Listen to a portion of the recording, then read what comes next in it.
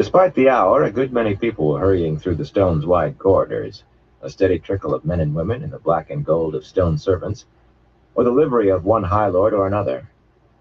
Now and again a defender.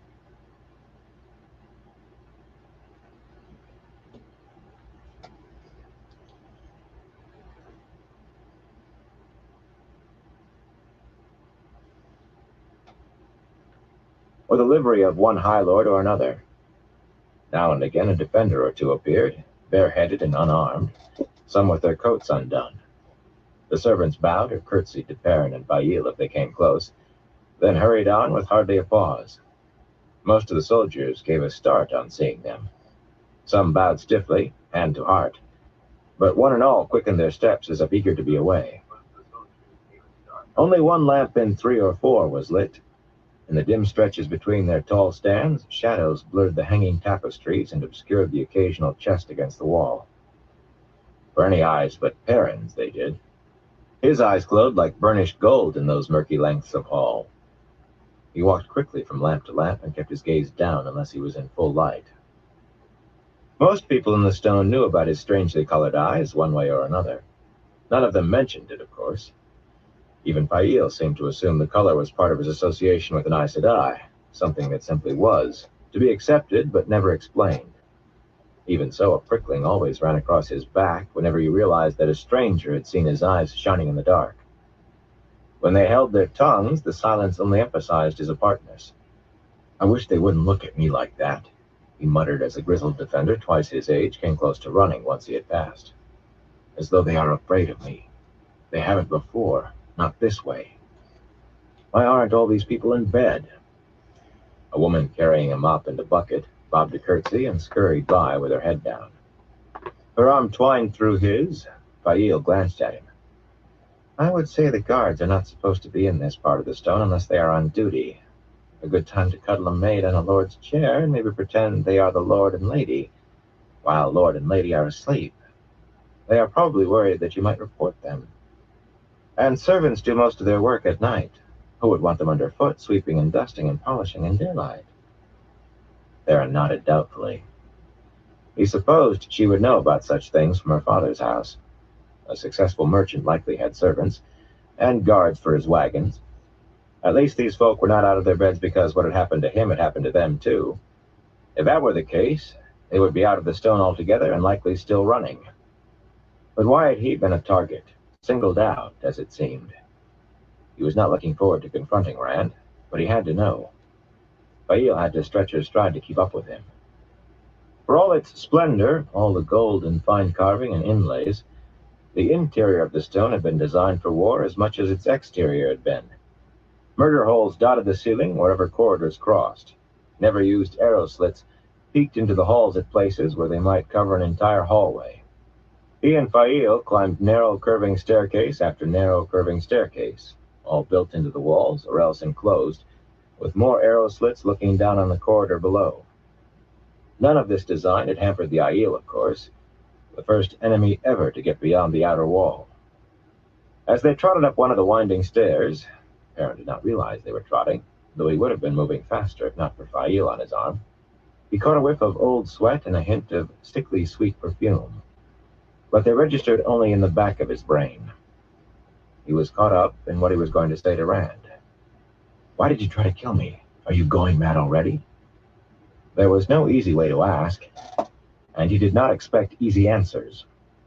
Stepping out into a shadowed corridor nearly at the top of the stone, he found himself staring at the backs of a High Lord and 2 of the nobleman's personal guards. Only the defenders were allowed to wear armor inside the stone, but these 3 had swords at their hips. That was not unusual, of course, but their presence here, on this floor, in the shadows, staring intently at the bright light at the far end of the hall, that was not usual at all. That light came from the anteroom in front of the chambers Rand had been given, or taken, or maybe been pushed into by Moraine. Perrin and Bail had made no effort to be quiet in climbing the stairs, but the 3 men were so intent in their watching that none of them noticed the new arrivals at first. Then one of the blue-coated bodyguards twisted his head as if working a cramp in his neck. His mouth dropped open when he saw them. Biting off an oath, the fellow whirled to face Perrin, bearing a good hand of his sword blade. The other was only a heartbeat slower. Both stood tensed, ready, but their eyes shifted uneasily, sliding off Baron's. They gave off a sour smell of fear. So did the High Lord, though he had his fear tightly reined. The High Lord Torian, white streaking his dark-pointed beard, moved languidly, as if at a ball. Pulling a too sweetly scented handkerchief from his sleeve, he dabbed at a knobby nose that appeared not at all large when compared with his ears. A fine silk coat with red satin cuffs only exaggerated the plainness of his face. He eyed Perrin's shirt sleeves and dabbed his nose again, before inclining his head slightly. "The light illumine you," he said politely. His glance touched Perrin's yellow stare and flinched away, though his expression did not change. "You are well, I trust?" Perhaps too politely. Perrin did not really care for the man's tone, but the way Torian looked Fail up and down, with a sort of casual interest, clenched his fists. He managed to keep his voice level, though. "The light illumine you, High Lord Torian. I am glad to see you help keeping watch over the Lord Dragon. Some men in your place might resent him being here." Torian's thin eyebrows twitched. "Prophecy has been fulfilled, and Tyr has fulfilled its place in that prophecy. Perhaps the Dragon Reborn will lead Tyr to a still greater destiny. What man could resent that? But it is late. A good night to you." He eyed Fail again, pursing his lips, and walked off down the hall just a bit too briskly, away from the anteroom's lights. His bodyguards heeled him like well-trained dogs. "There was no need for you to be uncivil," Fail said in a tight voice when the High Lord was out of hearing. "You sounded as if your tongue were frozen iron. If you do intend to remain here, you had better learn to get on with the lords." He was looking at you as if he wanted to dandle you on his knee. "And I do not mean like a father." She sniffed dismissively. "He is not the first man ever to look at me. If he found the nerve to try more, I could put him in his place with a frown and a glance. I do not need you to speak for me, Perrin Barra." Still, she did not sound entirely displeased. Scratching his beard, he peered after Torian, watching the High Lord and his guards vanish around a distant corner. He wondered how the Tyrant Lords managed without sweating to death. "Did you notice, Fail? His heel hounds did not take their hands off their swords until he was 10 paces clear of us." She frowned at him, then down the hall after the three, and nodded slowly. "You're right. But I do not understand. They do not bow and scrape the way they do for him, but everyone walks as warily around you and Matt as they do around the Aes Sedai. Maybe being a friend of the Dragon Reborn isn't as much protection as it used to be." She did not suggest leaving again, not in words, but her eyes were full of it. He was more successful in ignoring the unspoken suggestion than he had been with the spoken. Before they reached the end of the hallway, Berylane came hurrying out of the bright lights of the anteroom, clutching a thin white robe tightly around her with both arms. If the First of Mayenne had been walking any faster, she would have been running. To show Fail he could be as civil as she could possibly wish, Perrin swept a bow that he wagered even Matt could not have bettered. By contrast, Fail's curtsy was the barest nod of her head, the merest bending of a knee. He hardly noticed. As Berylane rushed past them without a glance, the smell of fear, rank and raw as a festering wound, made his nostrils twitch. Beside this, Torian's fear was nothing. This was mad panic tied with a frayed rope. He straightened slowly, staring after her. "Filling your eyes?" Fail asked softly. Intent on Berylane, wondering what had driven her so near the brink, he spoke without thinking.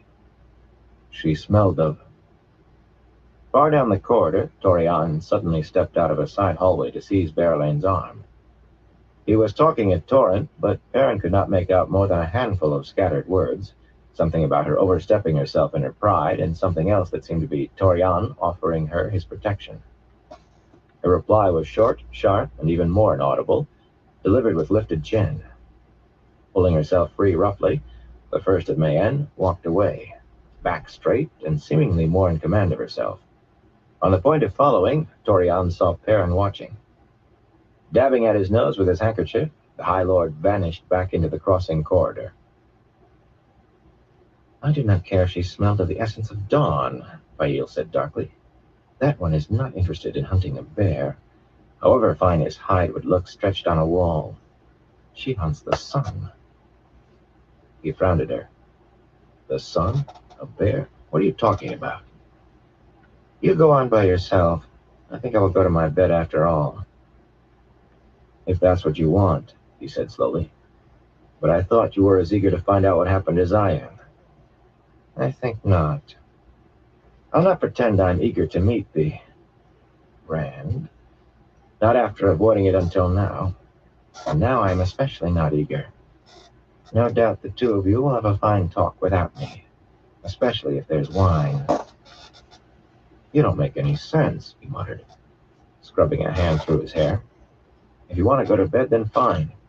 But I wish you would say something I understand." For a long moment she studied his face, and suddenly bit her lip. He thought she was trying not to laugh. "Oh, Baron, sometimes I believe it is your innocence I enjoy most of all." Sure enough, traces of laughter silvered her voice. "You go on to your friend and tell me of it in the morning. As much as you want to." She pulled his head down to brush his lips with a kiss, and, as quick as the kiss, ran back down the hallway. Shaking his head, he watched until she turned into the stairs with no sign of Torian. Sometimes it was as if she spoke another language. He headed toward the lights.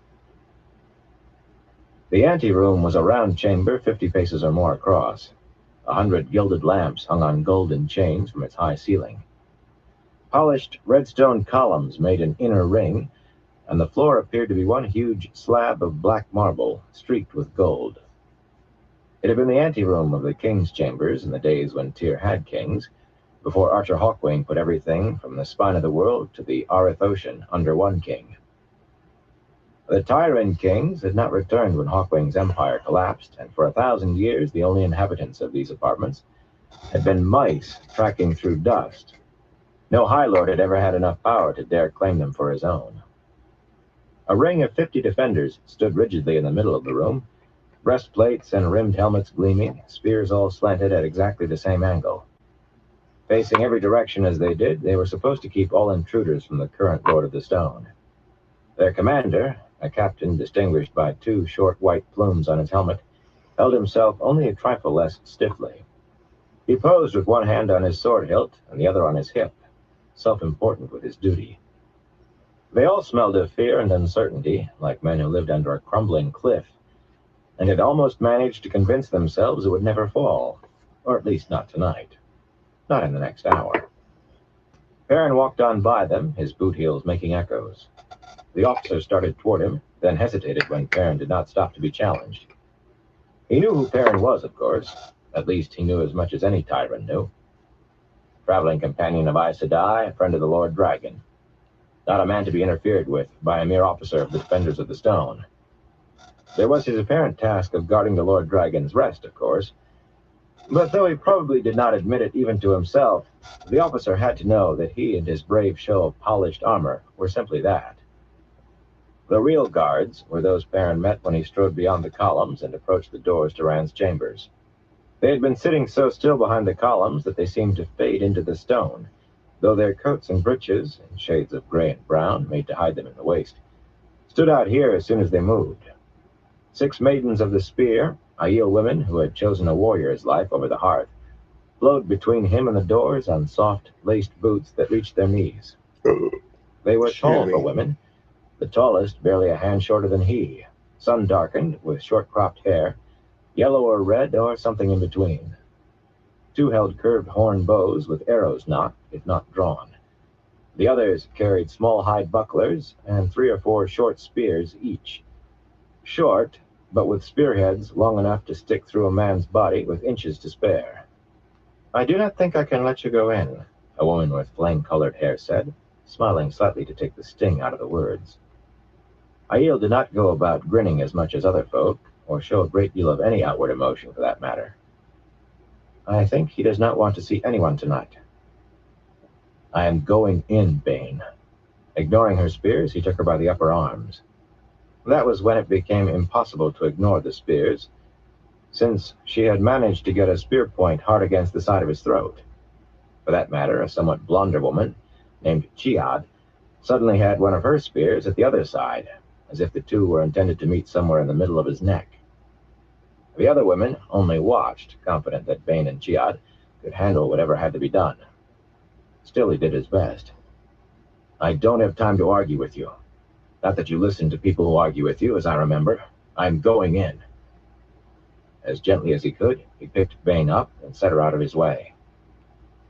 Chiad's spear only needed her to breathe on it to draw blood, but after one startled widening of dark blue eyes, Bane abruptly took hers away and grinned. Would you like to learn a game called Maiden's Kiss, Perrin? You might play well, I think. At the very least, you would learn something. One of the others laughed aloud. Chiad's spear point left his neck. He took a deep breath, hoping they would not notice it was his first since the spears touched him. They had not veiled their faces. Their shufa lay coiled around their necks like dark scarves. But he did not know if Aiel had to do so before they killed, only that veiling meant they were ready to. Another time, perhaps, he said politely. They were all grinning as if Bane had said something amusing, and his not understanding was part of the humor. Tom was right. A man could go crazy trying to understand women of any nation and any station in life. That was what Tom said.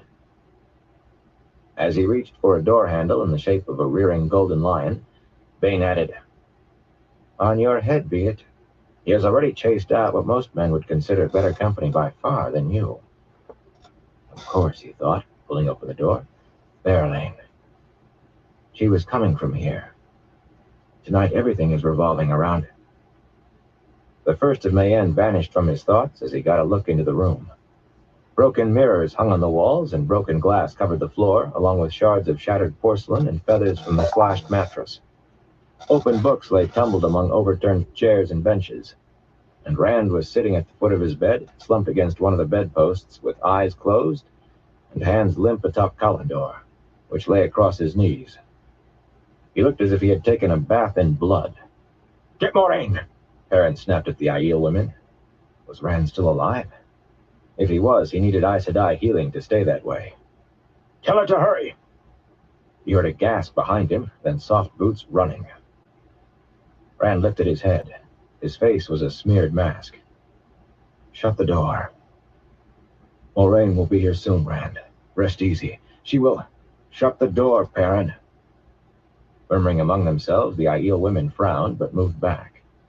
Perrin pulled the door to, cutting off a questioning shout from the white-plumed officer. Glass crunched under his boots as he crossed the carpet to Rand. Tearing a strip from a wildly sliced linen sheet, he watered it against the wound in Rand's side. Rand's hands tightened on the transparent sword at the pressure, then relaxed. Blood soaked through almost immediately. Cuts and gashes covered him from the soles of his feet to his head. Slivers of glass glittered in many of them. Perrin rolled his shoulders helplessly. He did not know what more to do other than wait for Moraine. What under the light did you try to do, Rand?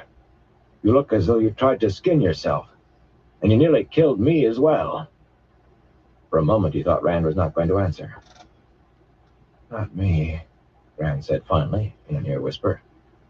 One of the Forsaken. Perrin tried to relax muscles he did not remember tensing. The effort was only partly successful. He had mentioned the Forsaken to Aiel, not exactly casually, but by and large he had been trying not to think of what the Forsaken might do when they found out where Rand was. If one of them could bring down the Dragon Reborn, he or she would stand high above the others when the Dark One broke free. The Dark One free in the last battle lost before it was fought. Are you sure? He said, just as quietly. It had to be, Perrin. It had to be. If one of them came after me as well as you, where's Mat, Rand? If he was alive and went through what I did, he'd be thinking what I did. That it was you. He'd be here by now to bless you out. Or on a horse and halfway to the city gates. Rand struggled to sit erect. Drying blood smears cracked and fresh trickles started on his chest and shoulders. If he is dead, Perrin, you had best get as far from me as you can. I think you and Loyal are right about that. He paused, studying Perrin. You and Matt must wish I'd never been born, or at least that you'd never seen me. There was no point in going to check. If anything had happened to Matt, it was over and done now. And he had a feeling that his makeshift bandage pressed against Rand's side might be what would keep him alive long enough for Moraine to get there. You don't seem to care if he has gone off. Burn me, he's important too. What are you going to do if he's gone? Or dead? The light send it not so. What they least expect. Rand's eyes looked like morning mist covering the dawn, blue-gray with a feverish glow seeping through. His voice had a knife edge. That is what I have to do in any case. What everyone least expects. Perrin took a slow breath. Rand had a right to taut nerves. It was not a sign of incipient madness. He had to stop watching for signs of madness. Those signs would come soon enough, and watching would do nothing but keep his stomach tied in knots. What's that? He asked quietly. Rand closed his eyes. I only know I have to catch them by surprise. Catch everyone by surprise, he muttered fiercely. One of the doors opened to admit a tall Aielman, his dark red hair touched with gray. Behind him, the tyrant officer's plumes bobbed as he argued with the maidens. He was still arguing when Bane pushed the door shut. Ruark surveyed the room with sharp blue eyes, as if he suspected enemies hiding behind a drape or an overturned chair. The clan chief of the Tardat Aiel had no visible weapon except the heavy-bladed knife at his waist, but he carried authority and confidence like weapons, quietly, yet as surely as if they were sheathed alongside the knife. And his shufa hung about his shoulders. No one who knew the slightest about Aiel took one for less than dangerous when he wore the means to veil his face. That tyrant fool outside sent word to his commander that something had happened in here, Ruark said, and rumors are already sprouting like corpse moss in a deep cave. Everything from the White Tower trying to kill you to the last battle fought here in this room. Perrin opened his mouth. Ruark raised a forestalling hand. I happened to meet Bethany, looking as if she had been told the day she would die, and she told me the truth of it. And it does look to be the truth, though I doubted her. I sent for Moraine, Perrin said. Ruark nodded. Of course, the maidens would have told him everything they knew. Rand gave a painful bark of a laugh. I told her to keep quiet.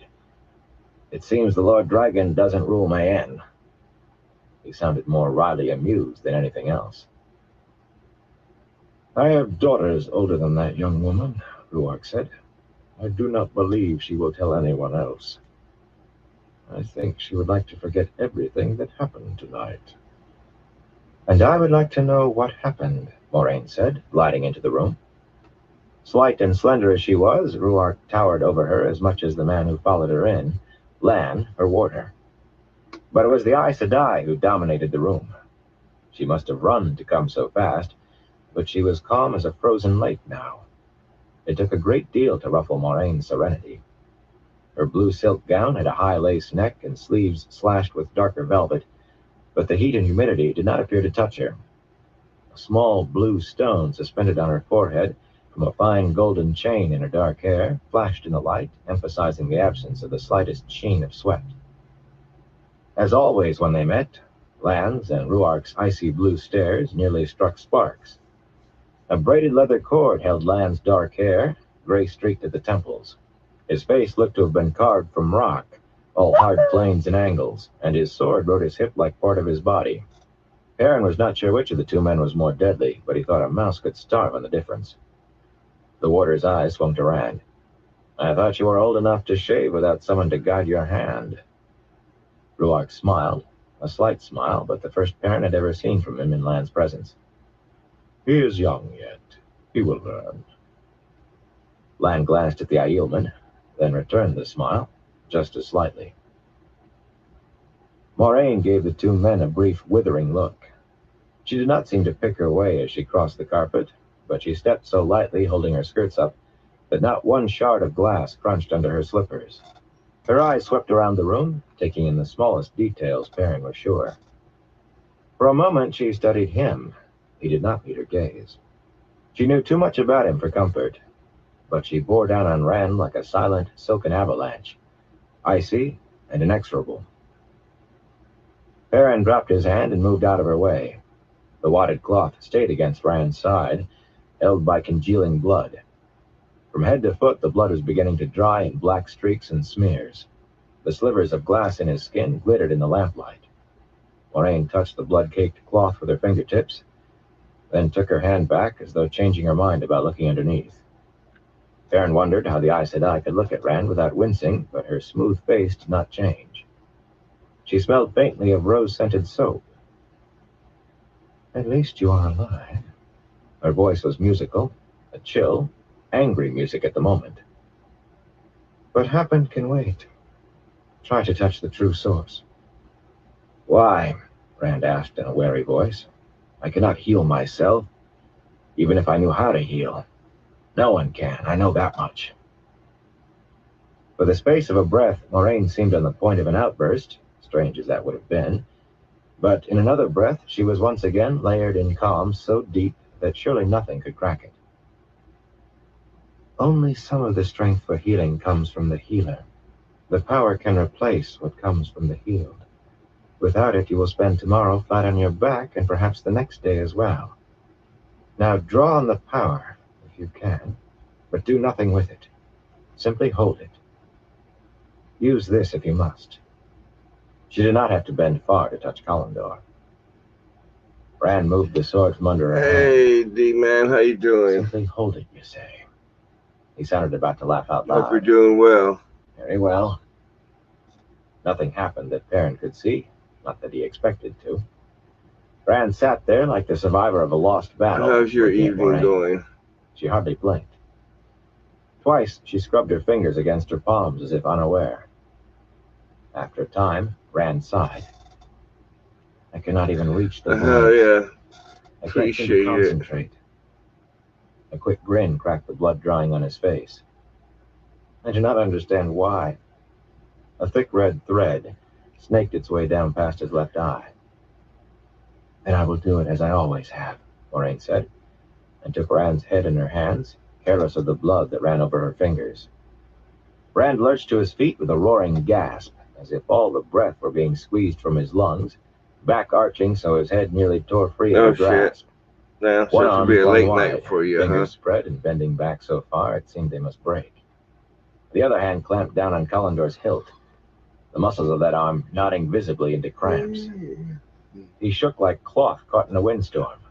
Dark flakes of dried blood fell, and bits of glass tinkled onto the chest and floor, forced out of cuts closing up and knitting themselves together. Perrin shivered as if that windstorm roared around him. He had seen healing done before, that and more, greater and worse. But he could never be complacent about seeing the power used, about knowing it was being used, not even for this. Tales of Aes Sedai, told by merchants' guards and drivers, had embedded themselves in his mind long years before he met Moraine. Ruark smelled sharply uneasy. Only Lan took it as a matter of course. Lan and Moraine. Almost as soon as it began, it was done. Moraine took her hands away, and Rand slumped, catching the bedpost to hold himself on his feet. It was difficult to say whether he clutched the bedpost or Kalendor more tenaciously. When Moraine tried to take the sword to replace it on the ornate stand against the wall, he drew it away from her firmly, even roughly. Her mouth tightened momentarily, but she contented herself with pulling the wad of cloth from his side, using it to scrub away some of the surrounding smears. The old wound was a tender scar again. The other injuries were simply gone. The mostly dried blood that still covered him could have come from someone else. Moraine frowned. "It still does not respond," she murmured, half to herself. "It will not heal completely." "That is the one that will kill me, isn't it?" he asked her softly, then quoted, "His blood on the rocks of Sheol Ghul, washing away the shadow." sacrifice for man's salvation. You read too much, she said sharply, and understand too little. Do you understand more? If you Yeah, do, then D-Man, tell I me. have you playing on the He TV is right only over trying to here. find his way, Lance said suddenly. No man likes to run forward blindly when he knows there is a cliff somewhere ahead. Let's see. Aaron gave a twitch of surprise. Lan almost never disagreed with Moraine, or at least not where anyone could overhear. He and Rand had been spending a good deal of time together, though, practicing the sword. Moraine's dark eyes flashed, but what she said was, "He needs to be in bed. Will you ask that wash water be brought and another bed chamber prepared? This one needs a thorough cleaning and a new mattress." Rand nodded and put his head into the anteroom for a moment, speaking quietly. "I will sleep here, Moraine." Letting go of the bedpost, Rand pushed No himself erect, problem, D-Man. grounding Callandor's point in the littered carpet and resting both hands in the hilt. If he leaned a little on the sword, it did not show much. "I won't be chased anymore, not even out of a bed." "For sure, Manatharin," Lan murmured. This time, even Ruark looked startled, but if Moraine heard the warder compliment Rand, she gave no sign of it. She was staring at Rand, her face smooth, but thunderheads in her eyes. Rand wore a quizzical little smile, as if wondering what she would try next. Perrin edged toward the doors. If Rand and the Aes Sedai were going to match wills, he would just as soon be elsewhere. Lan did not appear to care. It was hard to tell with that stance of his, somehow standing with his back straight and slouching at the same time. He could have been bored enough to sleep where he stood, or ready to draw his sword. His manner suggested either, or both. Ruark stood much the same, but he was eyeing the doors too. "Stay where you are." Moraine did not look away from Rand, and her outflung finger pointed halfway between Perrin and Ruark. But Perrin's feet stopped just the same. Ruark shrugged and folded his arms. "Stubborn," Moraine muttered. This time the word was for Rand. "Very well. If you mean to stand there until you drop, you can use the time before you fall on your face to tell me what occurred here. I cannot teach you, but if you tell me, perhaps I can see what you did wrong. A small chance, but perhaps I can." Her voice sharpened. "You must learn to control it. And I do not mean just because of things like this. If you do not learn to control the power, it will kill you. You know that. I have told you often enough. You must teach yourself. You must find it within yourself." "I did nothing except survive," he said in a dry voice. She opened her mouth, but he went on. "Do you think I could channel and not know it? I didn't do it in my sleep. This happened awake." He wavered and caught himself on the sword. "Even if you could not channel anything but spirit asleep," Moraine said coolly, "and this was never done with spirit." I was about to ask what did happen. Perrin felt his hackles rising as Rand told his story. The axe had been bad enough, but at least the axe was something solid, something real. To have your own reflection jump out of mirrors at you. Unconsciously, he shifted his feet, trying not to stand on any fragments of glass.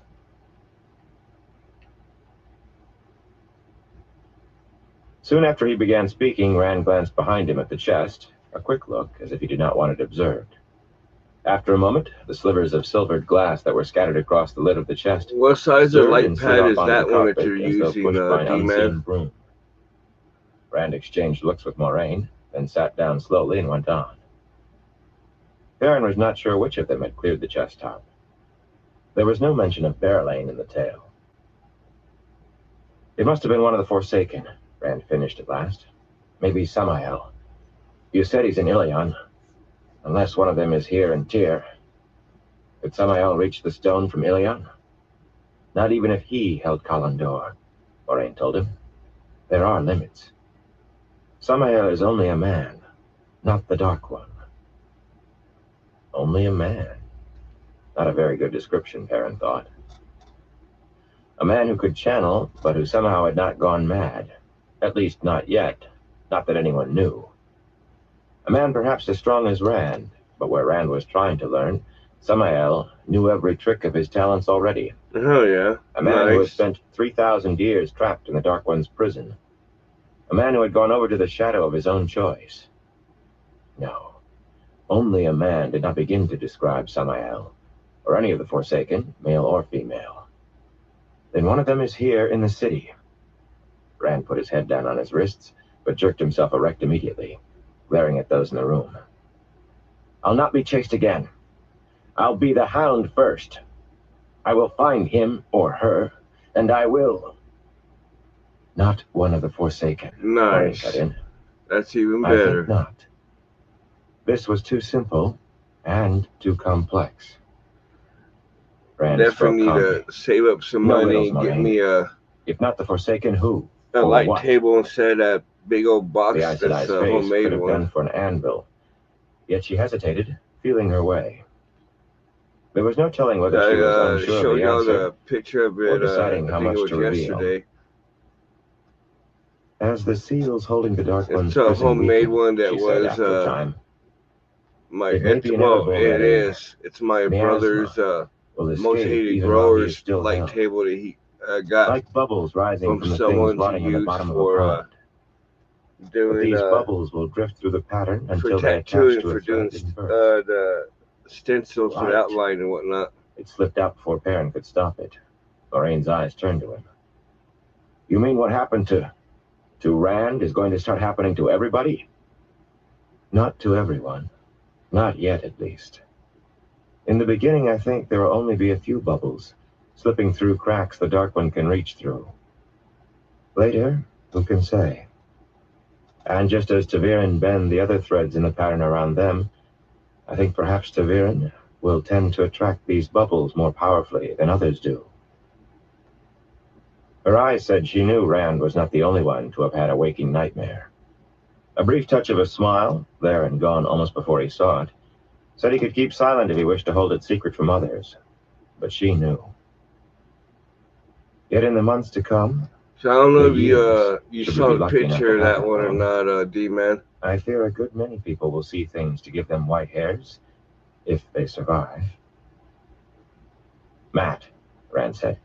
Do you know if is he? I will know soon enough, Moraine replied calmly. What is done cannot be undone, but we can hope. Whatever her tone, though, she smelled ill at ease until Ruark spoke. He is well, or was. I saw him on my way here. Going where? Moraine said with an edge in her voice. You saw the picture of He looked to be the heading light for the table I'm servants' using, quarters, the Aielman told her. Didn't you? Or he no? knew that the three were Taviran, if not as much else as he thought he did. And he knew Matt well enough to add, not the stables, Aes Sedai. The other way, toward the river. And there are no boats at the Stone's docks. He did not stumble over the words like boat and dock, the way most of the Aiel did, although in the Waste such things existed only in stories. She nodded as if she had expected nothing else. Perrin shook his head. She was so used to hiding her real thoughts, she seemed to veil them out of habit. Suddenly one of the doors opened and Bane and Chiad slipped in, without their spears. Bane was carrying a large white bowl and a fat pitcher with steam rising from the top. Chiad had towels folded under her arm. Why are you bringing this? Moraine demanded. Chiad shrugged. She would not come in. Rand barked a laugh. Even the servants know enough to stay clear of me. Put it anywhere. Your time is running out, Rand, Moraine said. The Tyrants are becoming used to you, after a fashion. And no one fears what is familiar as much as what is strange. How many weeks or days before someone tries to put an arrow in your back or poison in your food? How long before one of the Forsaken strikes, or another bubble comes sliding along the pattern? Don't try to harry me, Moraine. He was blood-filthy, half-naked, more than half leaning on Collindor to stay sitting up. But he managed to fill those words with quiet command. I will not run for you either. Choose your way soon, she said. And this time, inform me what you mean to do. My knowledge cannot aid you if you refuse to accept my help. Your help? Rand said wearily. I'll take your help, but I will decide, not you. He looked at Perrin as if trying to tell him something without words, something he did not want the others to hear. Perrin had not a clue what it was. After a moment, Rand sighed. His head sank a little. I want to sleep. All of you, go away, please. We will talk tomorrow. His eyes flickered to Perrin again, underscoring the words for him.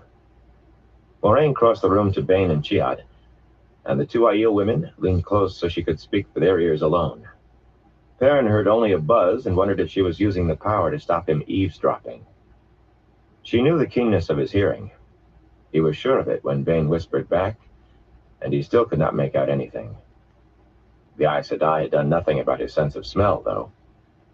The Aiel women looked at Rand as they listened, and they smelled wary. Not afraid, but as if Rand were a large animal that would be dangerous if they misstepped.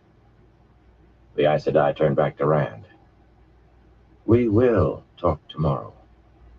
You cannot sit like a partridge, waiting for a hunter's net. She was moving for the door before Rand could reply.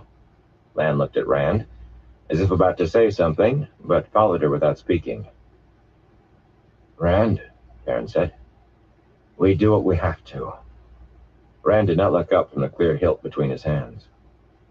We all do what we have to. He smelled afraid. Perrin nodded and followed Ruark out of the room. Moraine and Lan were nowhere in sight. The tyrant officer was staring at the doors from 10 paces off, trying to pretend the distance was his choice and had nothing to do with the 4 Aiel women watching him. The other 2 maidens were still in the bedchamber, Perrin realized. He heard voices from the room. Go away, Rand said tiredly. Just put that down and go away. If you can stand up, Chiad said cheerfully, we will. Only stand. There was the sound of water splashing into a bowl. We have tended to wounded before, Bane said in soothing tones. And I used to wash my brothers when they were little. Ruark pushed the door shut, cutting off the rest. You do not treat him the way the tyrants do, Perrin said quietly. No bowing and scraping. I don't think I have heard one of you call him Lord Dragon. The Dragon Reborn is a Wetlander prophecy, Ruark said. Ours is he who comes with the dawn. I thought they were the same. Else why did you come to the stone? Burn me, Ruark. You Aiel are the people of the dragon, just as the prophecies say. You have as good as admitted it, even if you won't say it out loud. Ruark ignored the last part. In your prophecies of the dragon, the fall of the stone and the ticking of Kalandor proclaim that the dragon has been reborn. Our prophecy says only that the stone must fall before he who comes with the dawn appears to take us back to what was ours. They may be one man, but I doubt even the wise ones could say for sure. If Rand is the one, there are things he must do yet to prove it. What? Perrin demanded. If he is the one, he will know and do them. If he does not, then our search still goes on. Something unreadable in the Aielman's voice pricked Perrin's ears. And if he isn't the one you search for, what then, Ruark? Sleep well and safely, Perrin. Ruark's soft boots made no sound on the black marble as he walked away. The tyrant officer was still staring past the maidens, smelling of fear, failing to mask the anger and hatred on his face. If the Aiel decided Rand was not he who comes with the dawn, Perrin studied the tyrant officer's face and thought of the maidens not being there, of the stone empty of Aiel, and he shivered. He had to make sure if Aiel decided to leave. That was all there was for it. She had to decide to go, and without him.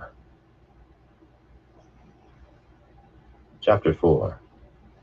Strings. Tom Maryland sprinkled sand across what he had written to blot the ink, then carefully poured the sand back into its jar and flipped the lid shut. Riffling through the papers scattered in rough piles across the table, 6 tallow candles made fire a real danger, but he needed the light. He selected a crumpled sheet marred by an ink blot. Carefully he compared it with what he had written, then stroked a long white mustache with a thumb in satisfaction and permitted himself a leathery-faced smile. The High Lord Carleon himself would have thought it was his own hand. Be wary. Your husband suspects. Only those words and no signature. Now, if he could arrange for the High Lord Tadosian to find it where his wife, the Lady Altima, might carelessly have left it. A knock sounded at the door, and he jumped. No one came to see him at this time of the night. "A moment," he called, hastily stuffing pens and inkpots and selected papers into a battered writing chest.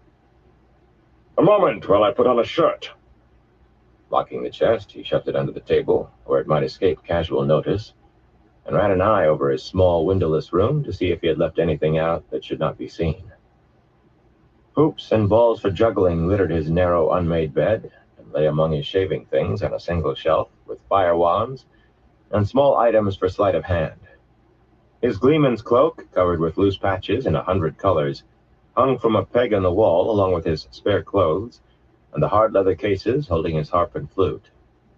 A woman's diaphanous red silk scarf was tied around the strap of the harp case, but it could have belonged to anyone. He was not sure he remembered who had tied it there. He tried to pay no more attention to one woman than any other, and all of it light-hearted and laughing. Make them laugh, even make them sigh, but avoid entanglements. That was his motto. He had no time for those. That was what he told himself. "I'm coming." He limped to the door irritably. Once he had drawn oohs and ahs from people who could hardly believe, even while they watched, that a raw-boned, white-haired old man could do backsprings and handstands and flips, limber and quick as a boy. The limp had put an end to that, and he hated it. The leg ached worse when he was tired. He jerked open the door and blinked in surprise. "Well, come in, Matt. I thought you would be hard at work lightening lordlings' purses." "They didn't want to gamble any more tonight," Matt said sourly, dropping onto the 3-legged stool that served as a second chair. His coat was undone and his hair disheveled. His brown eyes darted around, never resting on one spot long, but their usual twinkle, suggesting that the lad saw something funny where no one else did, was missing tonight. Tom frowned at him, considering. Matt never stepped across this threshold without a quip about the shabby room. He accepted Tom's explanation that his sleeping beside the servants' quarters would help people forget that he had arrived in the shadow of Aes Sedai, but Matt seldom let a chance for a joke pass. If he realized that the room also assured that no one could think of Tom having any connection to the Dragon Reborn, Matt, being Matt, probably thought that a reasonable wish. It had taken Tom all of 2 sentences, delivered in haste during a rare moment when no one was looking, to make Rand see the real point. Everyone listened to a Gleeman. Everyone watched him. But no one really saw him or remembered who he talked to, as long as he was only a Gleeman, with his hedgerow entertainments fit for country folk and servants, and perhaps to amuse the ladies. That was how Tyron saw it. It was not as if he were a bard, after all. What was bothering the boy to bring him down here at this hour?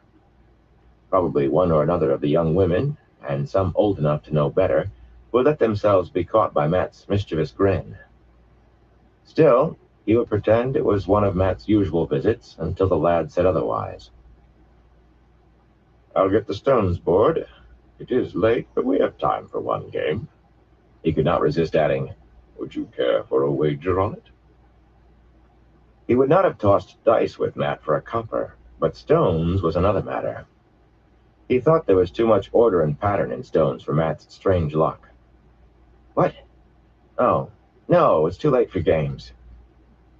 Tom, did anything happen down here?" Leaning the stones board against a table leg, Tom dug his tobacco pouch and long-stemmed pipe out of the litter remaining on the table. "Such as what?" he asked, thumbing the bowl full. He had time to stick a twist of paper in the flame of one of the candles, puff the pipe alight, and blow out the spill before Matt answered. Such as Rand going insane, that's what. No, you'd not have had to ask if it had. A prickling made Tom shift his shoulders, but he blew a blue-gray streamer of smoke as calmly as he could, and took his chair, stretching his gimpy leg out in front of him. What happened? Matt drew a deep breath, then let everything out in a rush. The playing cards tried to kill me.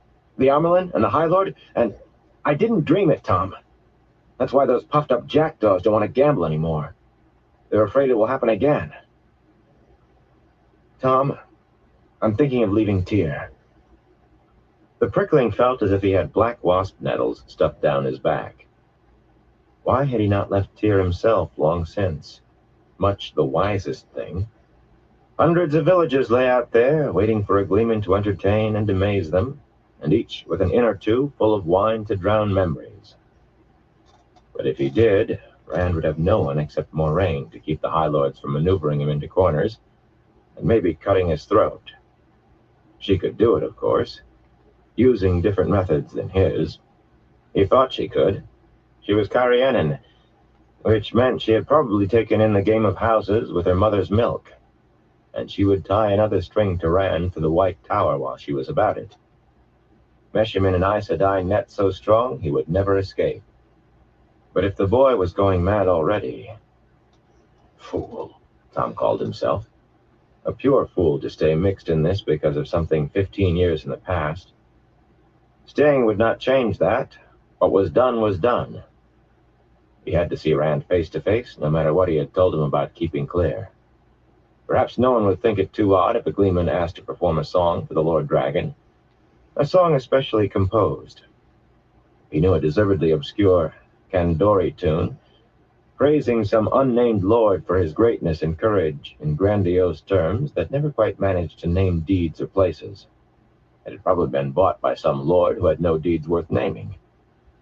Well, it would serve him now, unless Moraine decided it was strange. That would be as bad as the High Lords taking notice. I am a fool. I should be out of here tonight. He was roiling inside, his stomach churning acid, but he had spent long years learning to keep his face straight before ever he put on a gleeman's cloak. He puffed 3 smoke rings, one inside the other, and said, You have been thinking of leaving Tyr since the day you walked into the stone. Perched on the edge of the stool, Matt shot him an angry look. And I mean to. I do. Why not come with me, Tom? There are towns where they think the Dragon Reborn hasn't drawn a breath yet, where nobody's given a thought to the bloody prophecies of the bloody dragon in years, if ever. Places where they think the Dark One is a grandmother's tale, and Trollocs are travelers' wild stories, and Murdrol rides shadows to scare children. You could play your harp and tell your stories, and I could find a game of dice. We could live like lords, traveling as we want, staying where we want, with no one trying to kill us. That hit too close for comfort. Well, he was a fool, and there it was. He just had to make the best of it. If you really mean to go, why haven't you? Moraine watches me, Matt said bitterly. And when she isn't, she has somebody else doing it. I know. Aes Sedai don't like to let someone go once they lay hands on them. It was more than that, he was sure. More than what was openly known, certainly, but Matt denied any such thing, and no one else who knew was talking either, if anyone besides Moraine did know. It hardly mattered. He liked Matt. He even owed him, in a fashion. But Matt and his troubles were a street-corner rarity compared to Rand. But I cannot believe she really has someone watching you all the time. As good as. She's always asking people where I am, what I'm doing. It gets back to me. Do you know anybody who won't tell an Aes Sedai what she wants to know? I don't. As good as being watched. You could avoid eyes if you put your mind to it. I've never seen anyone as good at sneaking about as you. I mean that as a compliment. Something always comes up, Matt muttered. There's so much gold to be had here. And there's a big-eyed girl in the kitchen who likes a little kiss and tickle. And one of the maids has hair like silk to her waist. And the roundest... He trailed off as if he had suddenly realized how foolish he sounded. Have you considered that maybe it's because... If you mention Tavir and Tom, I'm leaving. Tom changed what he had been going to say. That maybe it's because Rand is your friend and you don't want to desert him. Desert him? The boy jumped up, kicking over the stool. Tom, he is the bloody dragon reborn. At least that's what he and Moraine say. Maybe he is. He can channel, and he has that bloody sword that looks like glass. Prophecies. I don't know. But I know I would have to be as crazy as these tyrants to stay. He paused. You don't think Moraine is keeping me here, do you? With the power? I do not believe she can, Tom said slowly. He knew a good bit about Aes Sedai, enough to have some idea how much he did not know, and he thought he was right on this. Matt raked his fingers through his hair. Tom, I think about leaving all the time, but I get these strange feelings. Almost as if something was going to happen. Something momentous. That's the word. It's like knowing there'll be fireworks for Sunday, only I don't know what it is I'm expecting. Whenever I think too much about leaving, it happens. And suddenly I found some reason to stay another day. Always just one more bloody day. Doesn't that sound like Aes Sedai work to you? Tom swallowed the word Taviran, took his pipe from between his teeth to peer into the smoldering tobacco. He did not know much about Taviran, but then no one did except the Aes Sedai, or maybe some of the Ogier. I was never much good at helping people with their problems, and worse with my own, he thought. With an Aes Sedai close to hand, I'd advise most people to ask her for help. Advice I'd not take myself. Ask Moraine? I suppose that is out of the question in this case. But Nynaeve was your wisdom back in Emond's Field. Village wisdoms are used to answering people's questions, helping with their problems. Matt gave a raucous snort of laughter. And put up with one of her lectures about drinking and gambling and... Tom, she acts like I'm 10 years old. Sometimes I think she believes I'll marry a nice girl and settle down on my father's farm. I'll be right back. Some men would not find it an objectionable life, Tom said quietly. Well, I would. I want more than cows and sheep and tobacco for the rest of my life. I want... Matt shook his head.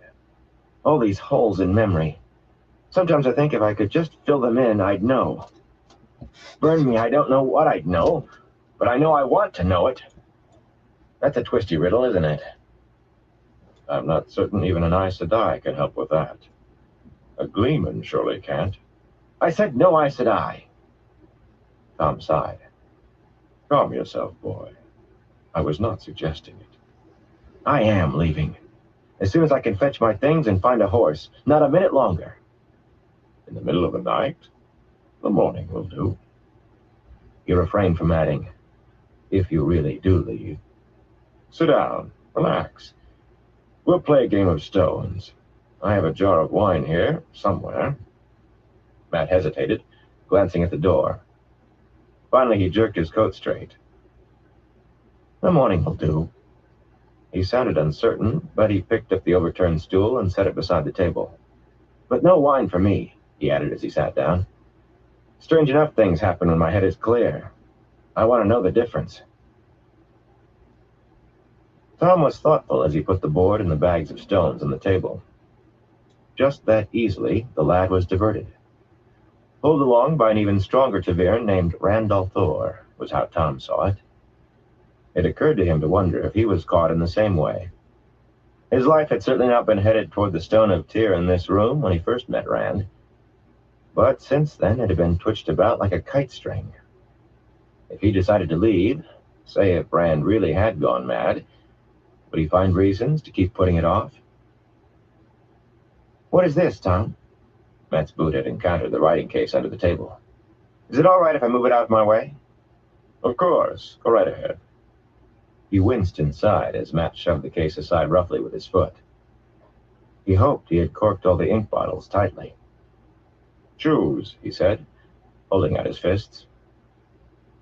Matt tapped the left, and Tom opened it to reveal a smooth black stone, flat and round.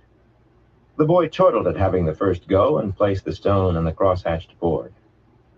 No one seeing the eagerness in his eyes would have suspected that only moments before he had been twice as eager to go. A greatness he refused to recognize clinging to his back, and an Aes Sedai intent on keeping him for one of her pets. The lad was well and truly caught.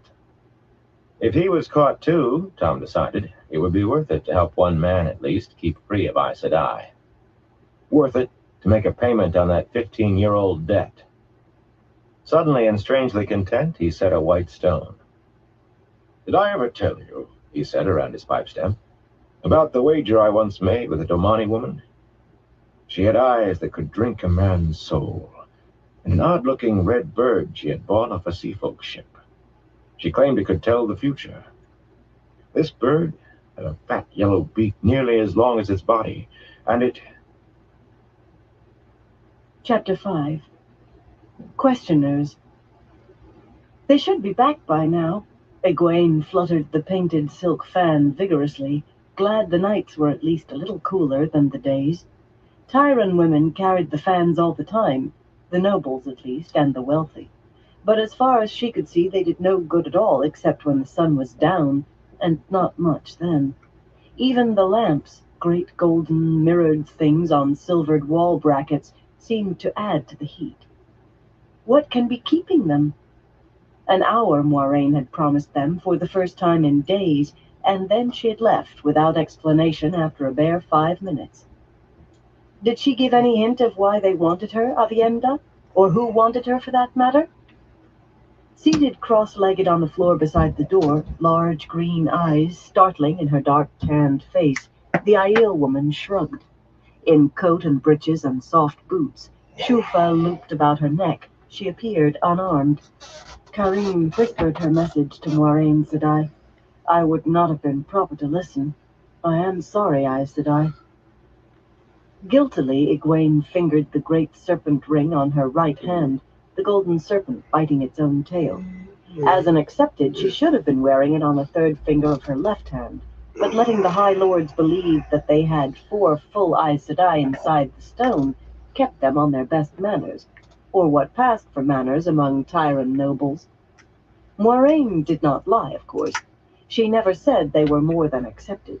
But she never said they were accepted either, and let everyone think what they wanted to think, believe what they thought they saw. Moiraine could not lie, but she could make truth dance a fine jig.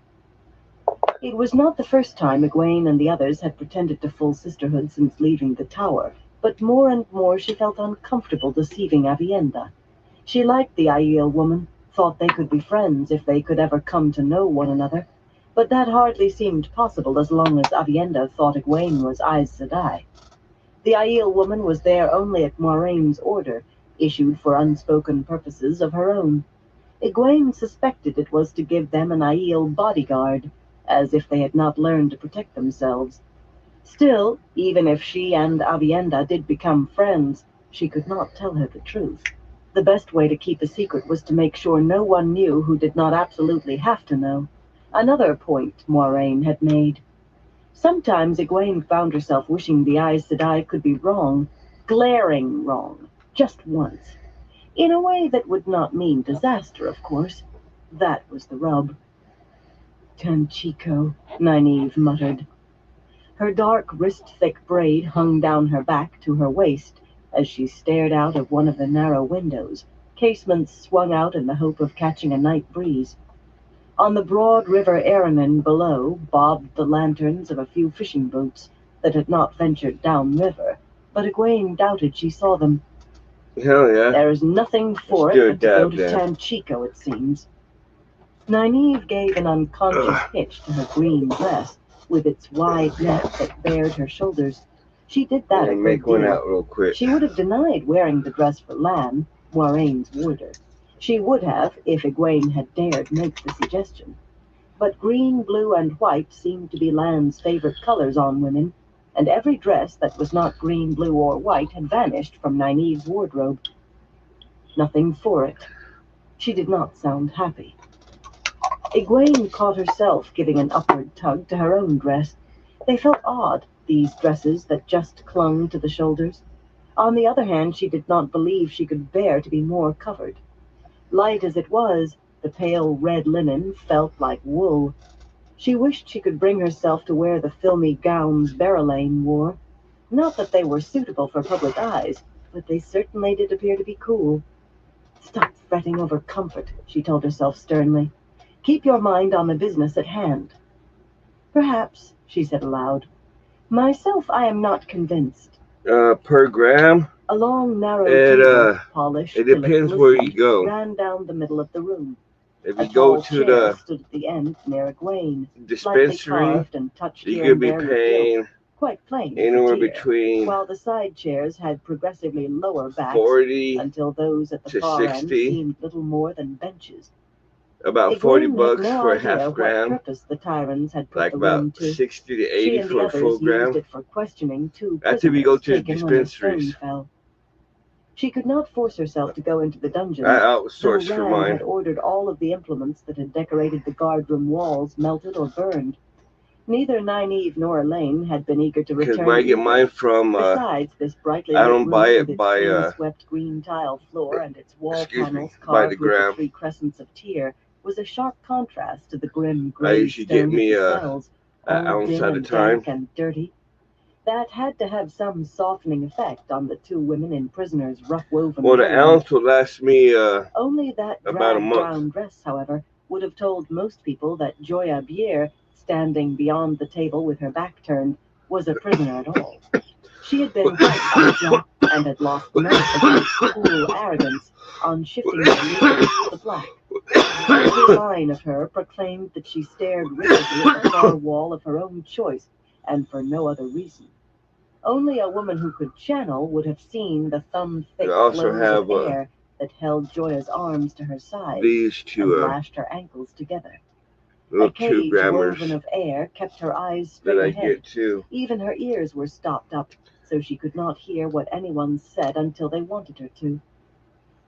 Once All again, 3 of these Egwene are checked the shield 2-grammers. woven from spirit that blocked Joya from touching the true source. It held, as she knew it must.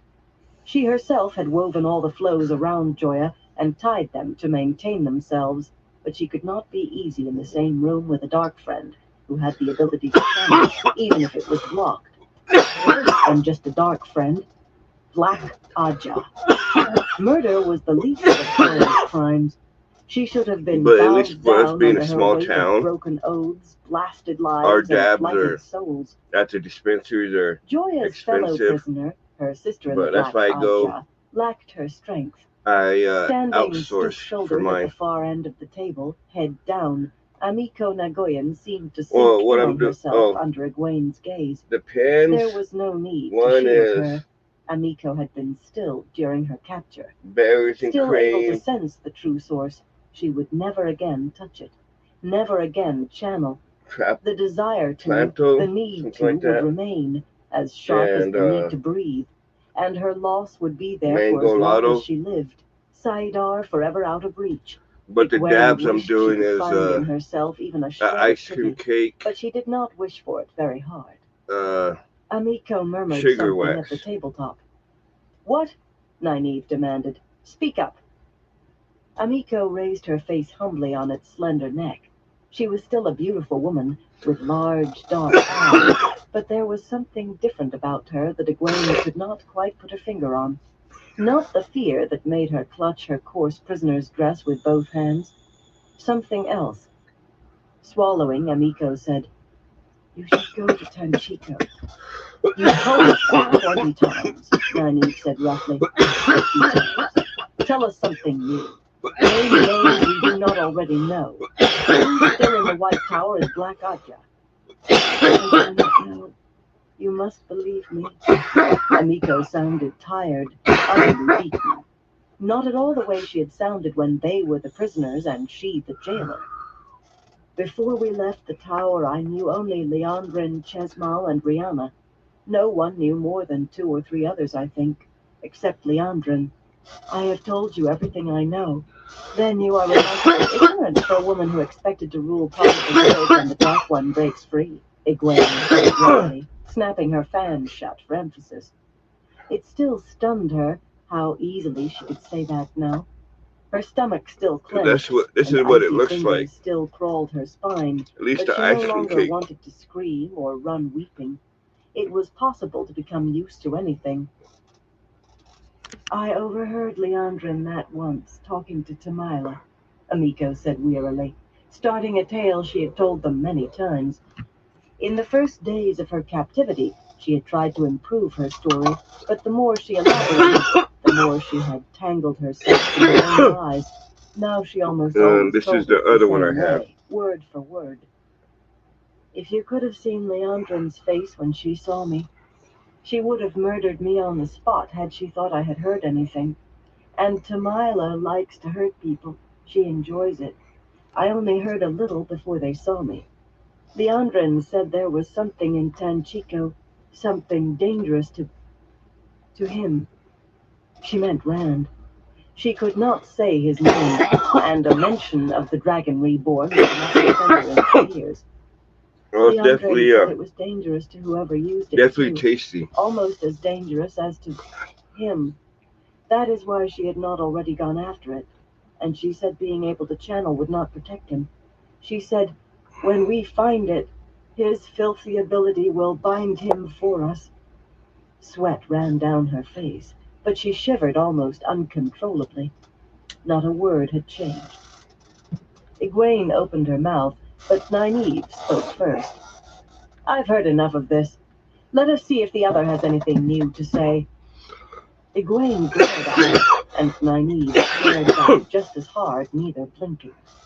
Sometimes she thinks she's still the wisdom, Egwene thought grimly, and I'm still the village girl to teach about herbs. She had better realize things are different now. Nynaeve was strong in the power, stronger than Egwene, but only when she could actually manage to channel. Unless angry, Nynaeve could not channel at all. Elaine usually smoothed things over when it came to this, as it did more often than it should. By the time Egwene thought of smoothing matters herself, she'd almost always dug in her heels and flared back, and trying to be soothing then would only be backing down. That was how Nynaeve would see it, she was sure. She could not remember Nynaeve ever making any move to back down, so why should she? This time Elaine was not there. Moiraine had summoned the daughter heir with a word and a gesture to follow the maiden who had come for the Aes Sedai. Without her, the tension stretched, each of the accepted waiting for the other to blink first. Avienda barely breathed. She kept herself strictly out of their confrontations. No doubt she considered it simple wisdom to stand clear. Strangely, it was Amico who broke the impasse this time, though likely all she meant to do was demonstrate her cooperation. She turned to face the far wall, waiting patiently to be bound. The foolishness of it struck Egwene suddenly. She was the only woman in the room who could channel, unless Nynaeve grew angry or Joya's shield failed. She tested the weave of spirit again without thinking, and she indulged in a staring match, while Amico waited to accept her bonds. At another time she might have laughed at herself aloud. Instead, she opened herself to Saidar, that never-seen, ever-felt glowing warmth that seemed always to be just beyond the corner of her eye. The one power filled her, as Nice. joyous life itself redoubled, and she wove the flows around Amico. Yeah, the next one I'm gonna be doing, and It was doubtful she was mad it's enough to one that I'm gonna sense be what doing Egwene for was a doing. She could friend not, without her temper up. that she Yet she requested, could and see Amico stiffen as the she flows of picked it air out. touched But her, it's gonna then be slump, half supported by the flows, be as if to one show of my how little biggest she one was to date, resisting. bigger than Avienda shuddered, the the way Day of she the had Dead taken one to I doing did. whenever she knew the power was being channeled near her. Egwene wove blocks for See if I can Amico's find it ears, again. questioning them one at a time did little good if they could hear each other's stories, and turned to Joya. She shifted her fan from hand to hand so she could wipe them on her dress, and stopped with a grimace of distaste. Her sweaty palms had nothing to do with the temperature. Her face, Avienda said abruptly, and surprisingly, she almost never spoke unless addressed by Moiraine or one of the others. Where's this one? Amico's face. She does not have the look she did, as if the years had passed her by. Not as much as she did. Is that because she was... Because she was still. And that one is in a breathless rush. She had picked up a few habits, being so much around them. No woman of the tower could speak of stilling without a chill. That one's Egwene moved down the 110 table to where she centimeters could see by Miko's face 50 from the side and yet centimeters. stay out of Joya's vision. Joya's eyes always turned her stomach to a lump of ice. Avienda was right. That was the difference she herself But this had one was noticed done and by not understood. request. Miko looked young, perhaps younger than her years, but it was not quite the agelessness of Aes Sedai who had worked years with the One Power. You have sharp eyes, Avienda, but I don't know if this has anything to do with stilling. It must, though, I suppose. I don't know what else could cause it. She realized that did not sound I'm going to try to figure out like how I'm going to do that with who generally spoke as if they knew everything. my light table I when have. Aes Sedai said It's she going to be a did little not difficult. know, she usually managed to make her denial appear to cloak volumes of knowledge.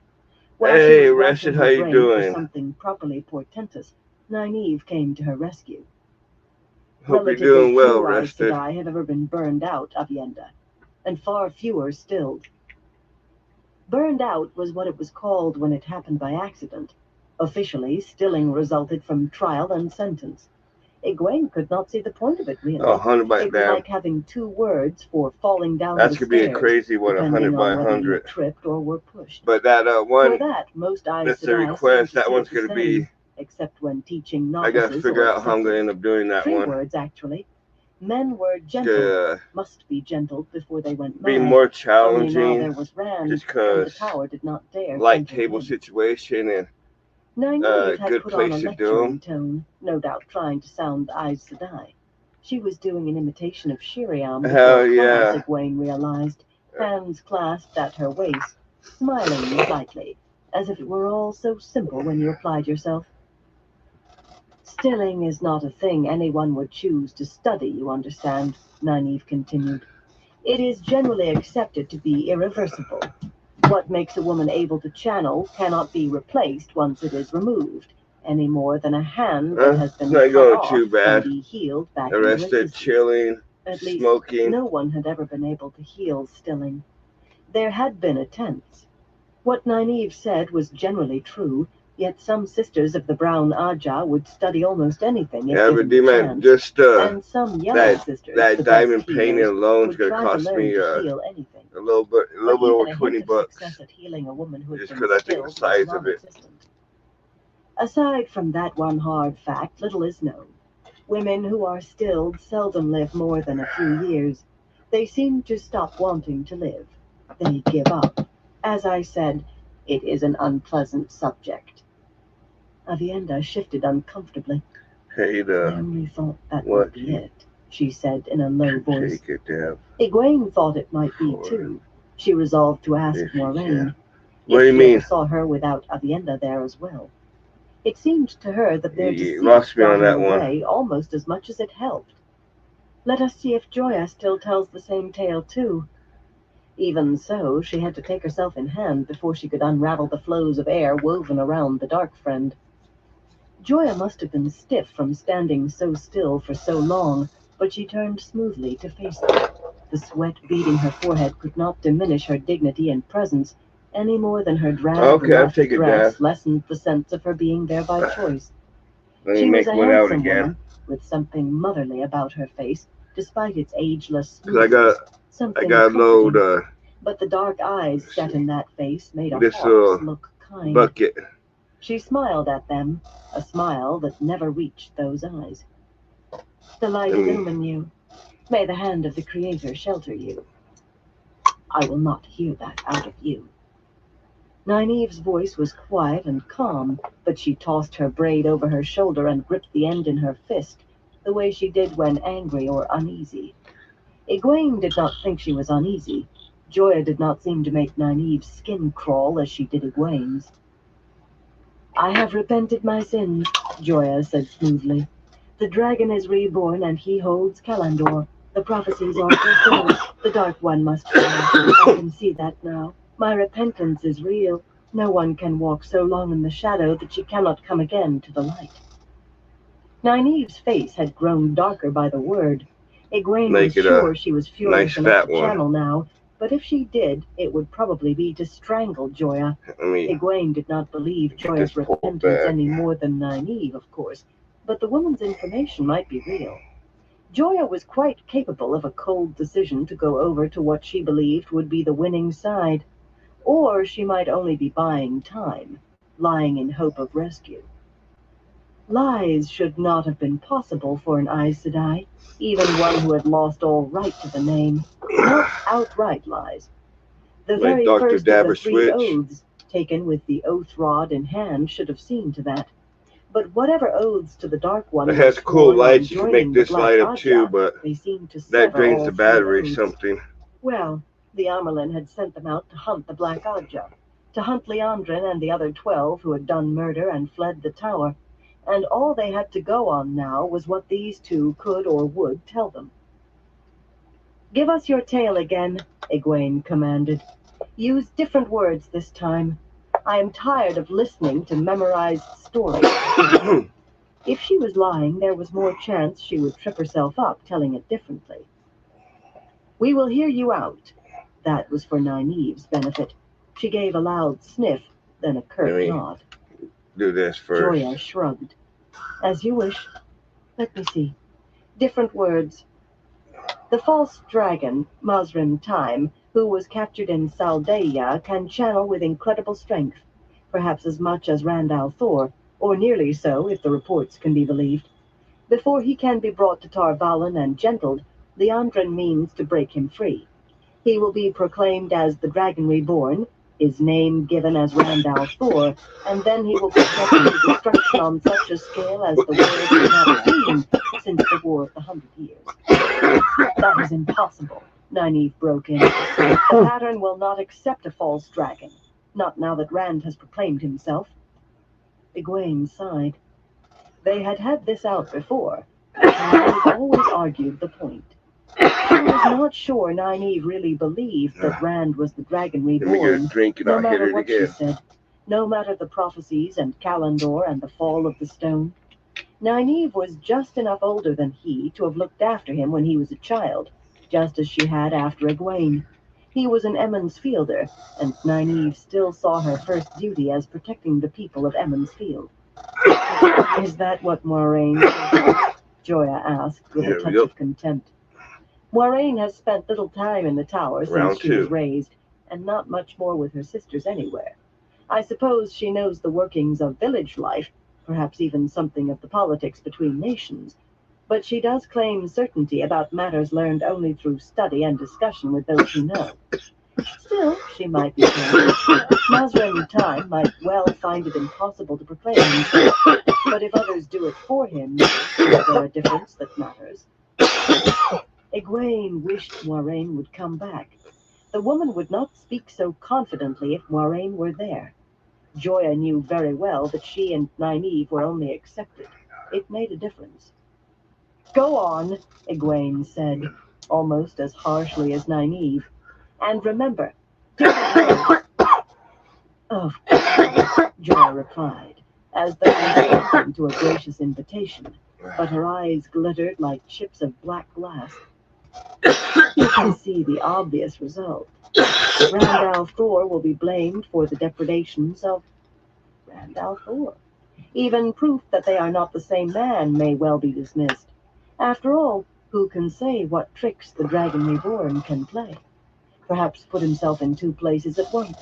Even the sort who have always rallied to a false dragon will hesitate in the face of the indiscriminate slaughter and worse laid at his feet. Those who do not shrink at such butchery will seek out the Rand al'Thor who seems to revel in blood. The nations will unite as they did in the Aiel War." She gave Avienda an apologetic smile, incongruous beneath those merciless eyes, but no doubt much more quickly. "Even the Dragon Reborn cannot stand against that, not forever. He will be crushed before the last battle even begins, by the very ones he was meant to save. The Dark One will break free, the day of Tarmon Gai'don will come, and the shadow will cover the earth and remake the pattern for all time. That was a good hit. That is Liandrin's plan." There was not a hint of satisfaction in her voice, but no horror either. It was a plausible story, More plausible than Amiko's tale of a few eavesdropped sentences, but Egwene believed Amiko and not Joya, perhaps because she wanted to. A vague threat in Tanchico was easier to face than this fully fleshed plan to turn every hand against Rand. No, she thought. Joya is lying. I am sure she is. Yet they could not afford to ignore either story. But they could not chase after both, not with any hope of success. The door banged open, and Moiraine strode in, with Elaine following. The daughter heir was frowning at the floor in front of her toes, lost in dark thoughts. But Moiraine, for once the Aes Sedai's serenity had vanished. Fury painted her face. Chapter 6. Doorways.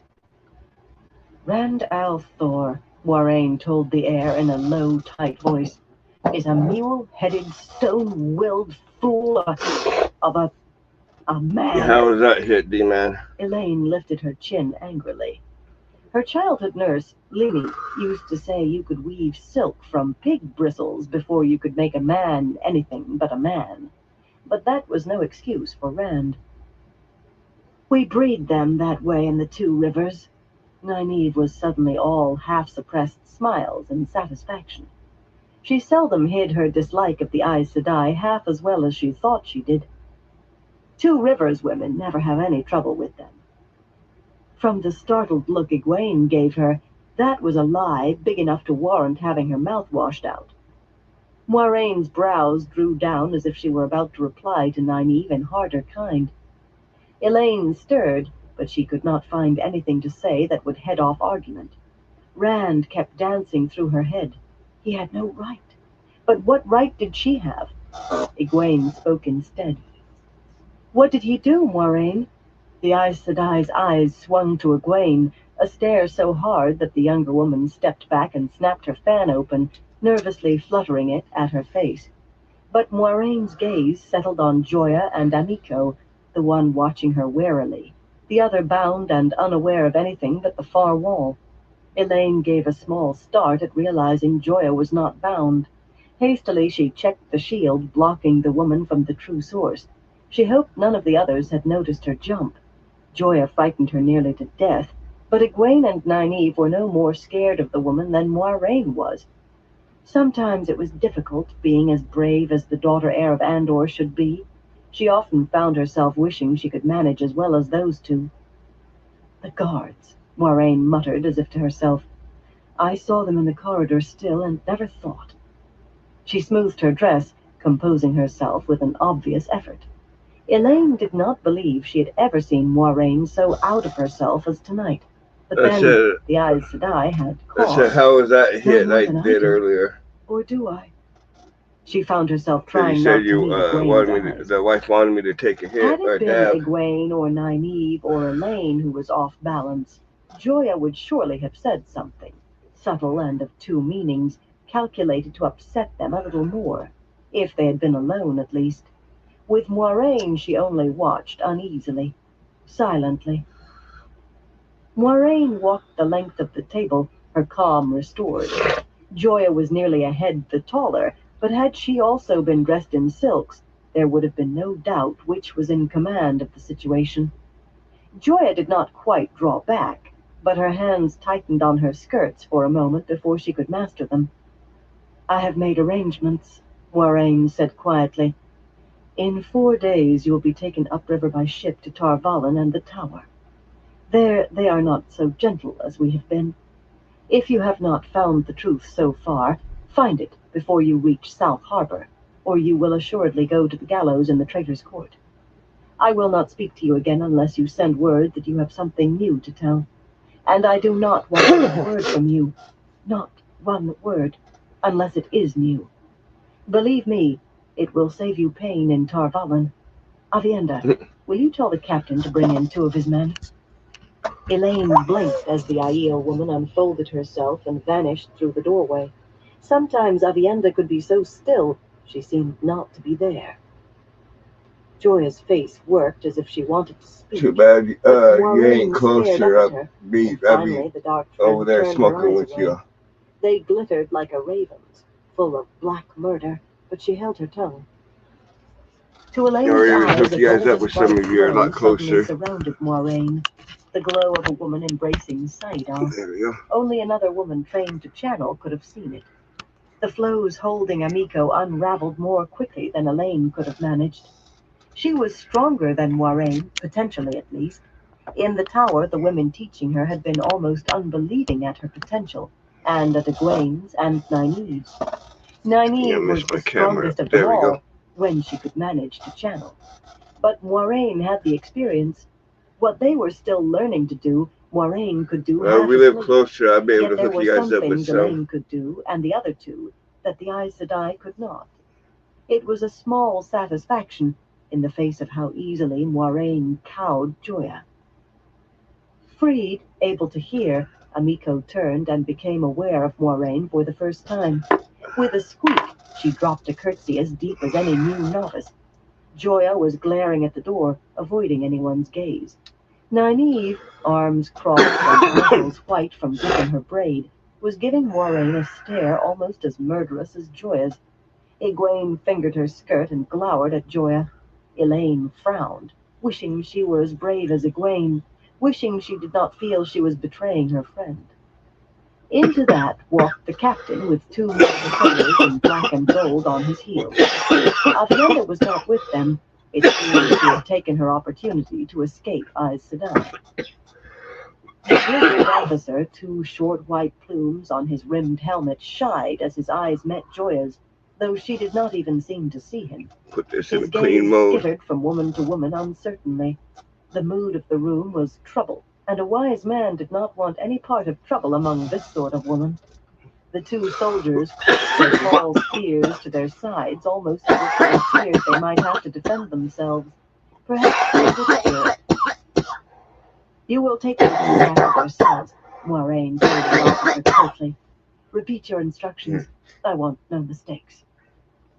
Yes, sir. The captain's throat seemed to seize. He gulped a breath. Yes, my lady, he said, watching her anxiously to see what they would do. When she only continued to look at him without blinking, he gave an audible sigh of relief. The prisoners are to talk to no one except myself, not even each other.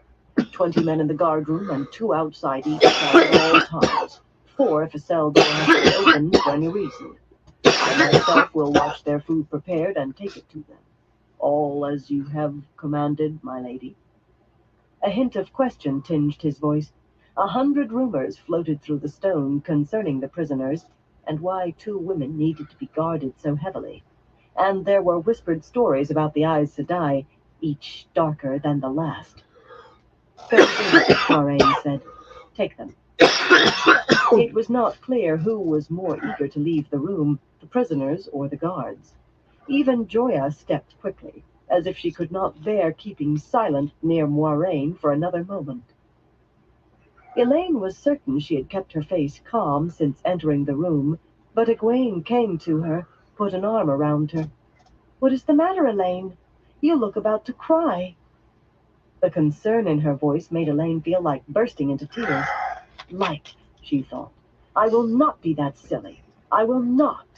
A weeping woman is a bucket with no bottom. Linny had been full of sayings like that. 3 times, Nynaeve burst out at Moiraine. Only 3. You have consented to help us question them. This time you vanished before we begin, and now you calmly announce you are sending them off to Tarvalon. If you will not help, at least do not interfere. Do not presume on the Amerlin's authority too far, Moiraine said coolly. She may have set you to chase Liandrin, but you are still only accepted and woefully ignorant whatever letters you carry. Or did you mean to keep questioning them forever before making a decision? You Two Rivers people seem to work at avoiding decisions that must be made.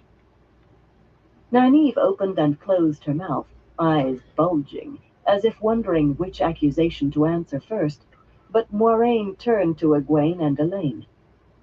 Pull yourself together, Elaine. How you can carry out the Amerlin's orders if you think every land has the customs you were born to, I do not know. And I do not know why you are so upset. Do not let your feelings hurt others. What do you mean? Egwene said. What customs? What are you talking about? Fair Elaine was in Rand's chambers, Elaine said in a small voice before she could stop herself. Her eyes flickered guiltily toward Egwene. Surely she had kept her own feelings hidden. Moiraine gave her a reproachful look and sighed. I would have spared you this if I could, Egwene. If Elaine had not let her disgust with Verlaine overcome her sense. The customs of Mayenne are not those either of you were born to. Egwene, I know what you feel for Rand, but you must realize by now that nothing can come of it. He belongs to the pattern and to history. Seemingly ignoring the Aes Sedai, Egwene peered into Elaine's eyes. Elaine wanted to look away and could not. Suddenly, Egwene leaned closer, whispering behind a cupped hand. I love him, like a brother, and you like a sister. I wish you well of him. Elaine's eyes widened, a smile spreading slowly across her face. She answered Egwene's hug with a fierce hug of her own. Thank you, she murmured softly. I love you too, sister. Oh, thank you. She got it wrong, Egwene said half to herself, a delighted grin blooming on her face. Have you ever been in love, Moiraine? What a startling question. Elaine could not imagine the Aes Sedai in love. Moiraine was blue Ajah, and it was said blue sisters gave all their passions to causes. The slender woman was not at all taken aback. For a long moment she looked levelly at the pair of them, each with an arm around the other. Finally she said, I could wager I know the face of the man I will marry better than either of you knows that of your future husband. Egwene gaped in surprise. Who? Elaine gasped. The Aes Sedai appeared regretful of having spoken. Perhaps I only meant we share in ignorance. Do not read too much into a few words. She looked at Nynaeve consideringly. Should I ever choose a man, should, I say, it will not be Lan. That much I will say. That was a sop to Nynaeve, but Nynaeve did not seem to like hearing it. Nynaeve had what Linny would have called a hard patch to hoe, loving not just a warder, but a man who tried to deny returning her love. Fool man that he was, he talked of the war against the shadow he could not stop fighting and could never win, of refusing to dress Nynaeve in widow's clothes for her wedding feast, silly things of that sort. Elaine did not see how Nynaeve put up with it. She was not a very patient woman. If you are finished chatting about men, Nynaeve said acidly, as though to prove just that, perhaps we can go back to what is important. Gripping her braid hard, she picked up speed and force as she went along like a water wheel with the gears disengaged. How are we to decide whether Joya is lying or Amiko if you send them away, or whether they both are, or neither? I don't relish dithering here, Moiraine, no matter what you think, but I have walked into too many traps to want to walk into another. And I don't want to run after Jack-o'-the-Wisps either. We are the ones the Amerlins sent after Liandrin and her cronies. Since you don't seem to think they are important enough to spare more than a moment to help us, the least you can do is not crack our ankles with a broom. She seemed about to rip that braid free and try to strangle the Aes Sedai with it, and Moiraine wore a dangerously cool, crystalline calm that suggested she might be ready to teach again the lesson on holding her tongue that she had taught Joya. It was, Elaine decided, time for her to stop moping. She did not know how she had fallen into the role of peacemaker among these women. Sometimes she wanted to take them all by the scruff of the neck and shake them, but her mother always said no good decision was ever made in anger. You might add to your list of what you want to know, she said. Why were we summoned to Rand? That is where Karine took us. He is all right now, of course. Moiraine healed him. She could not repress a shudder, thinking of her brief glimpse inside his chamber, but the diversion worked a charm. Healed? Nynaeve asked. What happened to him? He almost died, the Aes Sedai said, as calmly as if she were saying he had a pot of tea. Elaine felt Egwene tremble as they listened to Moiraine's dispassionate report, but perhaps some of the trembling was her own. Bubbles of evil drifting through the pattern, reflections leaping out of mirrors, Rand a mass of blood and wounds. Almost as an afterthought, Moiraine added that she was sure Perrin and Mat had experienced something of the same, but escaped unharmed.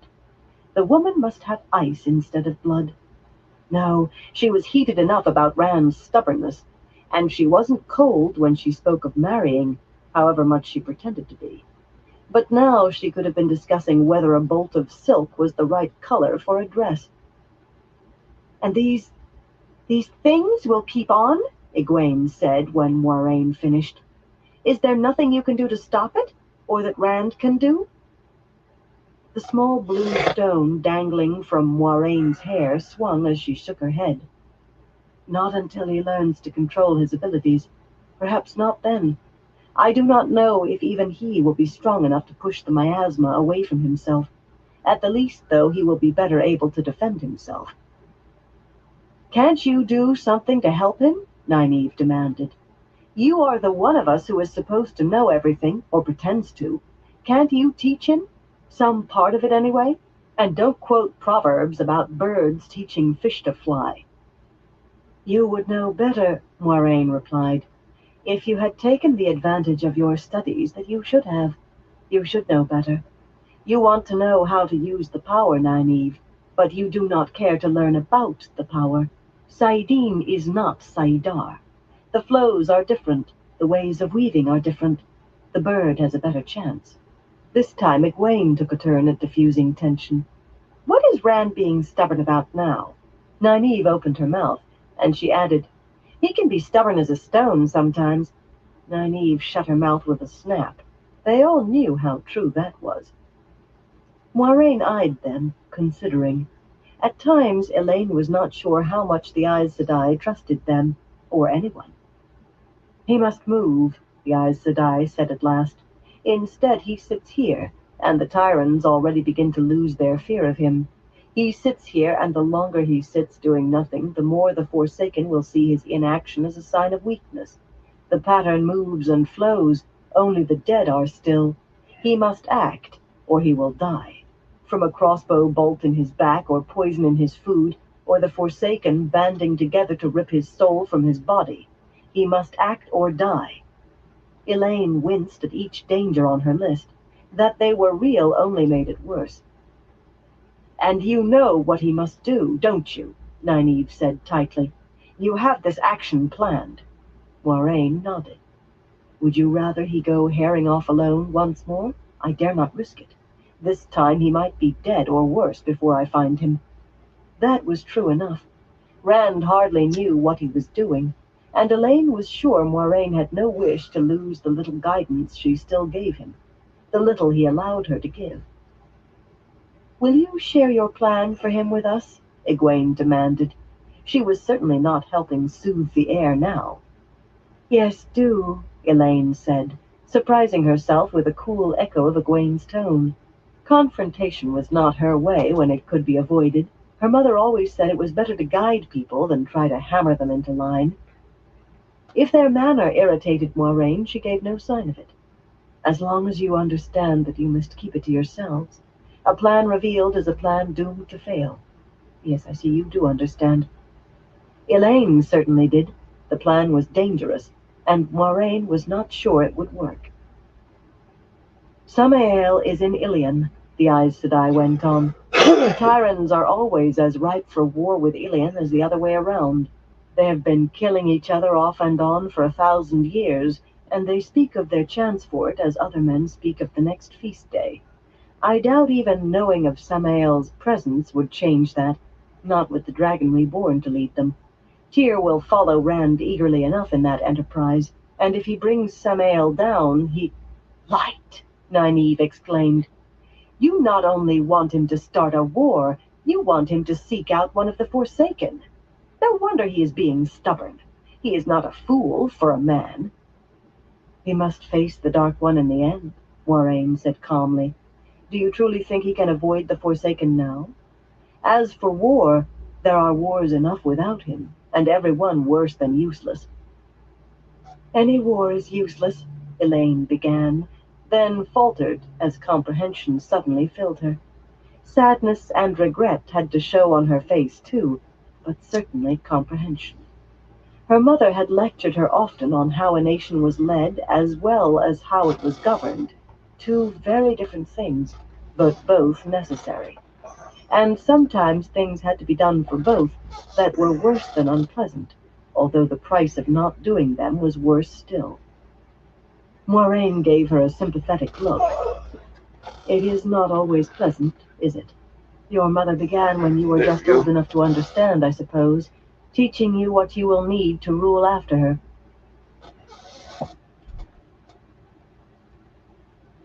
Moiraine had grown up in the royal palace in Cairhien, not destined to reign, but related to the ruling family and no doubt overhearing the same lectures. Yet sometimes it seems ignorance would be better, to be a farm woman knowing nothing beyond the boundaries of her fields. More riddles? Nynaeve said contemptuously. War used to be something I heard about from peddlers, something far away that I didn't really understand. I know what it is now. Men killing men. Men behaving like animals, reduced to animals. Villages burned, farms and fields burned. Hunger, disease, and death, for the innocent as the guilty. What makes this way of yours better, Moiraine? What makes it cleaner? Elaine, Moiraine said quietly. She shook her head.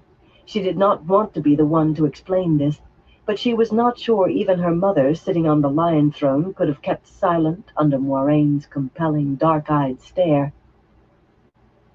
War will come whether Rand begins it or not, she said reluctantly. Egwene stepped back a pace, staring at her in disbelief no sharper than that on Nynaeve's face. The incredulity faded from both women as she continued. The Forsaken will not stand idly and wait.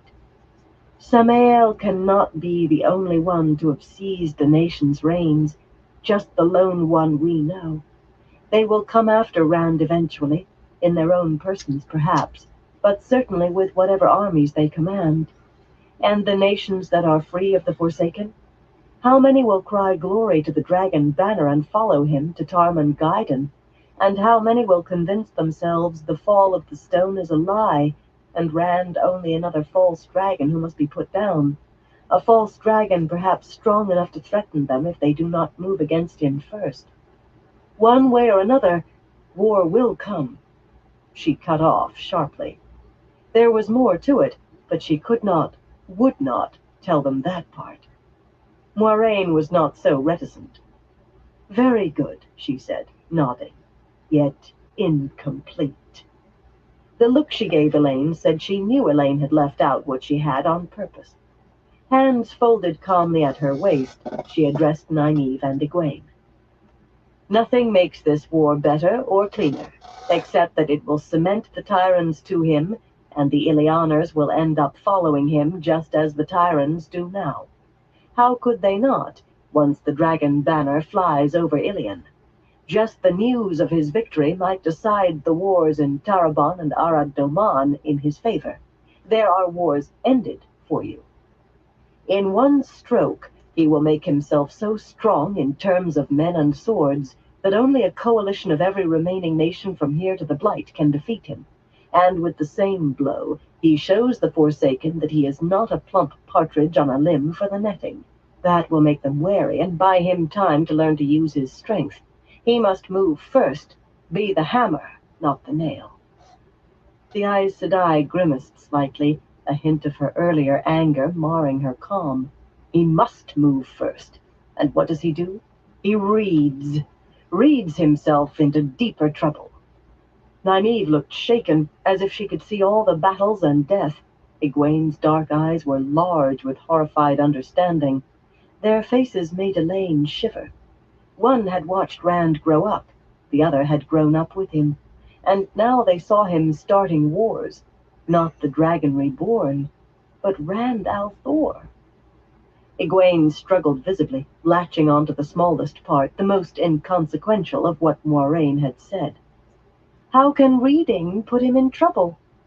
He has decided to find out for himself what the prophecies of the dragon say. Moiraine's face remained cool and smooth, but suddenly she sounded almost as tired as Elaine felt.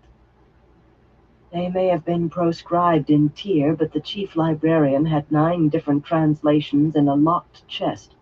Rand has them all now. I pointed out the verse that applies here, and he quoted it to me from an old Kandori translation. Power of the shadow made human flesh, wakened to turmoil, strife, and ruin. The reborn one, marked and bleeding, dances the sword in dreams and mist, chains the shadow sworn to his will. From the city, lost and forsaken, leads the spears to war once more, breaks the spears and makes them see truth long hidden in the ancient dream. She grimaced. It applies to this as well as it does to anything. Ilion under Samael is surely a forsaken city. Lead the Tyran spears to war, chain Samael, and he has fulfilled the verse, the ancient dream of the dragon reborn. But he will not see it. He even has a copy in the old tongue as if he understood 2 words. He runs after shadows, and Samael or Ravin or Lanfear may have him by the throat before I can convince him of his mistake. He is desperate. Nynaeve's gentle tone was not from Moiraine, Elaine was sure, but for Rand. Desperate and trying to find his way. So am I desperate, Moiraine said firmly. I have dedicated my life to finding him, and I will not let him fail if I can prevent it. I am almost desperate enough to... She broke off, pursing her lips. Let it be enough that I will do what I must. But it isn't enough, Egwene said sharply. What is it you'll do? You have other matters to concern you, the Aes Sedai said. The Black Ajah... No! Elaine's voice was knife-edged and commanding, her knuckles a hard white where she gripped her soft blue skirts. You keep too many secrets, Moiraine, but tell us this. What do you mean to do to him? An image flashed in her mind of seizing Moiraine and shaking the truth out of her if need be. Do to him? Nothing. Oh, very well. There is no reason you should not know. You have seen what the Tyrants call the Great Holding. Oddly, for a people that feared the power so, the Tyrants held in the stone a collection of objects connected to the power second only to that in the White Tower. Elaine, for one, thought it was because they had been forced to guard Kalandor so long, whether they wanted or not. Even the sword that is not a sword might seem less than what it was when it was one among many. But the Tyrants had never been able to make themselves display their prizes. The Great Holding was kept in a filthy series of crowded rooms buried even deeper than the dungeons. When Elaine had first seen them, the locks on the doors had long since rusted shut, where the doors had not simply collapsed from dry rot. We spent an entire day down there, Nynaeve said, to see if Leandrin and her friends took anything. I don't think they did. Everything was buried in dust and mold. It will take 10 riverboats to transport all of it to the tower. Perhaps they can make some sense of it there. I surely could not. The temptation to prod Moiraine was apparently too great to avoid, for she added, You would know all this if you had given us a little more of your time. Moiraine took no notice. She seemed to be looking inward, examining her own thoughts, and she spoke almost to herself. There is one particular ter'angreal in the holding, a thing like a red stone doorframe, subtly twisted to the eye. If I cannot make him reach some decision, I may have to step through. The small blue stone on her forehead trembled, sparkling. Apparently she was not eager to take that step. At the mention of ter'angreal, Egwene instinctively touched the bodice of her dress. She had sewn a small pocket there herself to hide the stone ring it now held. That ring was a ter'angreal, powerful in its way, if small, and Elaine was one of only 3 women who knew she had it. Moiraine was not one of the 3. They were strange things, ter'angreal, fragments of the age of legends like Angreal and Sa'angreal, if more numerous. Ter'angreal used the one power instead of magnifying it. Each had apparently been made to do one thing and one thing alone, but though some were used now, no one was sure if those uses were anything like what they had been made for. The oath rod, on which a woman took the 3 oaths on being raised Aes Sedai, was a ter'angreal that made those oaths a part of her flesh and bone. The last test a novice took on being raised to accepted was inside another ter'angreal that ferreted out her most heartfelt fears and made them seem real, or perhaps took her to a place where they were real. Odd things could happen with ter'angreal. Aes Sedai had been burned out or killed, or had simply vanished in studying them, and in using them. "I saw that doorway," Elaine said, "in the last room at the end of the hall. My lamp went out, and I fell 3 times before I made it to the door." A slight flush of embarrassment reddened her cheeks. "I was afraid to channel in there, even to relight the lamp. Much of it looks rubbish to me. I think the Tyrants simply grabbed anything that anyone hinted might be connected to the power. But I thought if I channeled, I might accidentally empower something that wasn't rubbish, and who knows what it might do." "And if you had stumbled in the dark and fallen through the twisted doorway," Moiraine said wryly. "That needs no channeling, only to step through." "To what purpose?" Nynaeve asked. "To gain answers. 3 answers, each true, about past, present, or future." Elaine's first thought was for the children's tale, Vili Under the Hill, but only because of the 3 answers. A second thought came on its heels, and not to her alone. She spoke while Nynaeve and Egwene were still opening their mouths. "Moiraine, this solves our problem. We can ask whether Joya or Amiko is telling the truth. We can ask where Liandrin and the others are. The names of the Black Ajah still in the tower. We can ask what this thing is that is dangerous to Rand," Egwene put in. And Nynaeve added, "Why haven't you told us of this before? Why have you let us go on listening to the same tales day after day, when we could have settled it all by now?" The Aes Sedai winced and threw up her hands. "You 3 rush in blindly, where Lan and 100 warders would tread warily. Why do you think I have not stepped through? Days ago I could have asked what Rand must do to survive and triumph, how he can defeat the Forsaken and the Dark One, how he can learn to control the power and hold off madness long enough to do what he must." She waited, hands on hips, while it sank in. None of them spoke. "There are rules," she went on, "and dangers. No one may step through more than once. Only once. You may ask 3 questions, but you must ask all 3 and hear the answers before you may leave. Frivolous questions are punished, it seems, but it also seems what may be serious for one can be frivolous coming from another. Most importantly, questions touching the shadow have dire consequences. If you asked about the Black Ajah, you might be returned dead, or come out a gibbering madwoman, if you came out at all. As for Rand, I am not certain it is possible to ask a question about the Dragon Reborn that does not touch the shadow in some way. You see? Sometimes there are reasons for caution." "How do you know all this?" Nynaeve demanded. Those candles are always Planting good. fists on hips, she confronted the Aes Sedai. "The High Lords surely never let Aes Sedai study anything in the holding. From the filth down there, none of it has seen sunlight in 100 years or more." "More, I should think," Moiraine told her calmly. "They ceased their collecting nearly 300 years gone. It was just before they stopped completely that they acquired this ter'angreal. Up until then, it was the possession of the firsts of Mayenne, who used its answers to help keep Mayenne out of Tyr's grasp, and they allowed Aes Sedai to study it, in secret, of course. Mayenne has never dared anger Tyr too openly."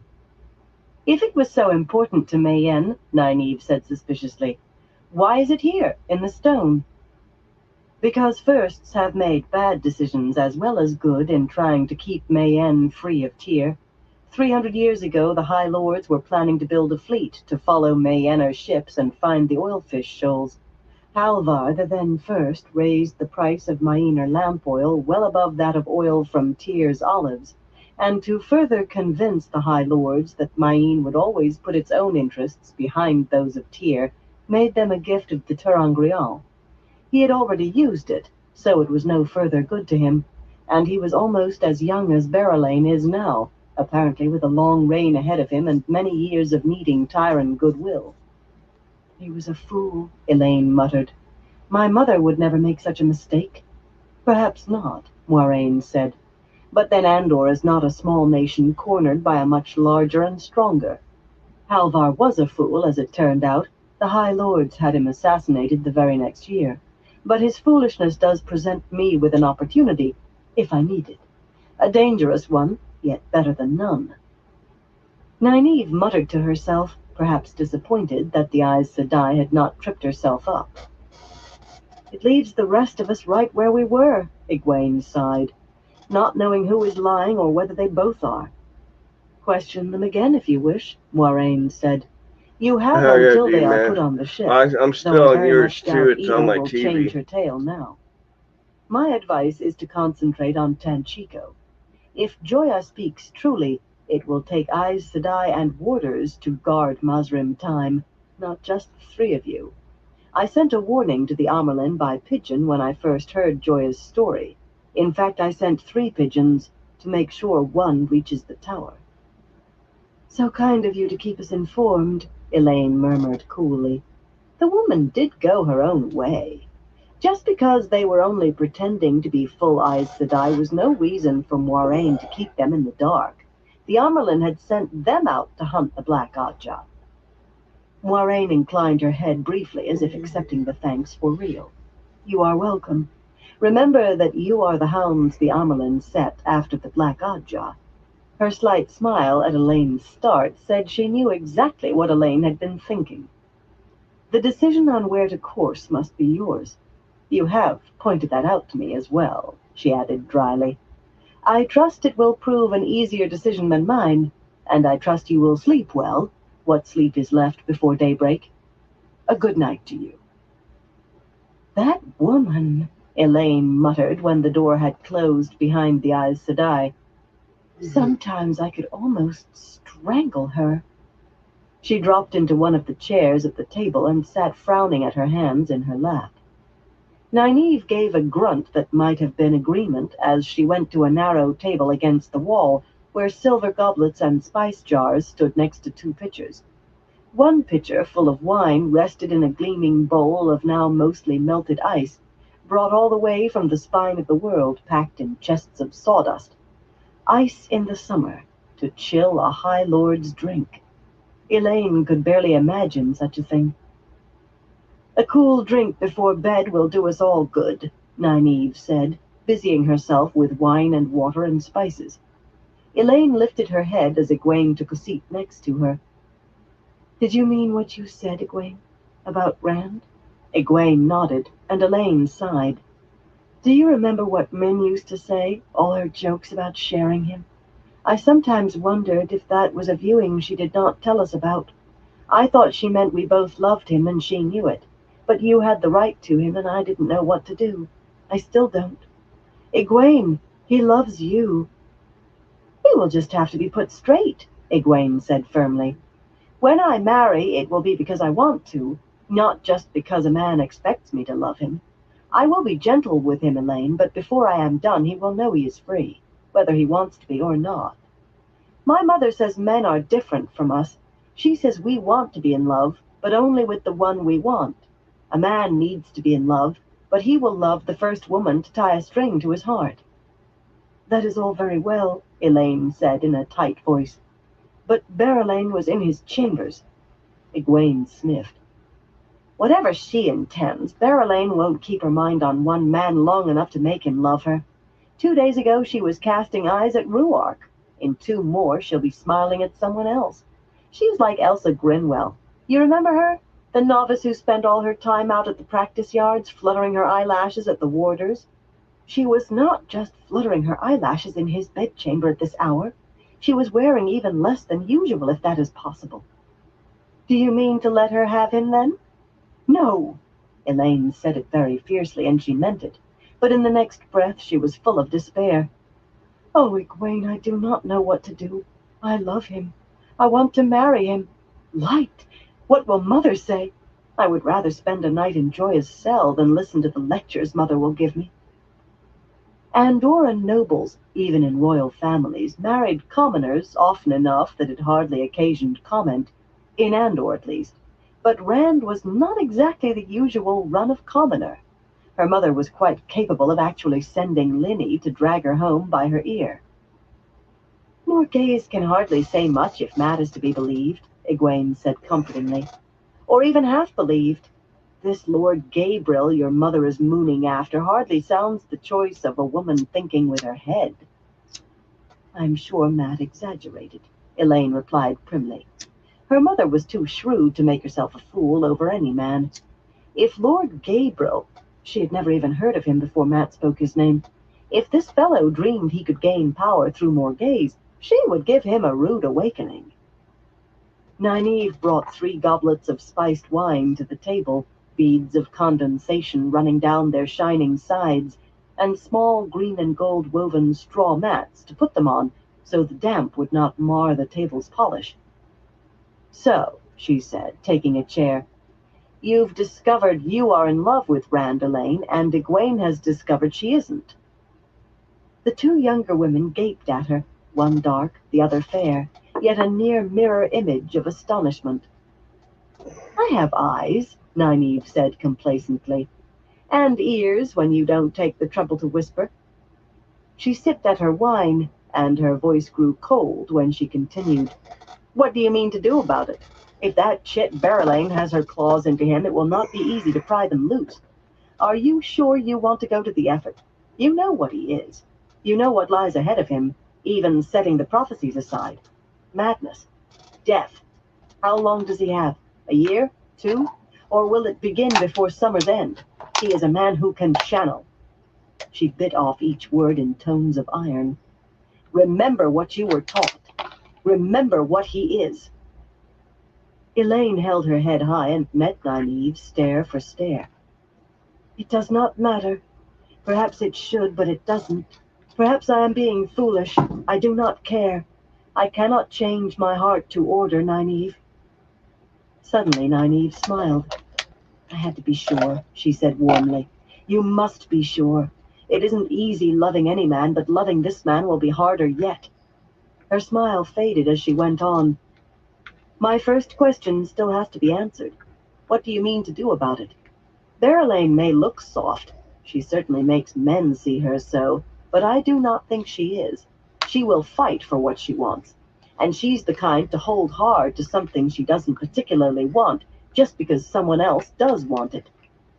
I would like to stuff her in a barrel, Egwene said, gripping her goblet as if it were the first's throat, and ship her back to Mayene, in the bottom of the hold. Nynaeve's braids swung as she shook her head. All very well, but try to offer advice that helps. If you cannot, keep silent and let her decide what she must do.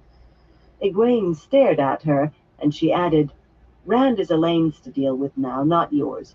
You have stepped aside, remember? The remark should have made Elaine smile, but it did not. This was all supposed to be different, she sighed.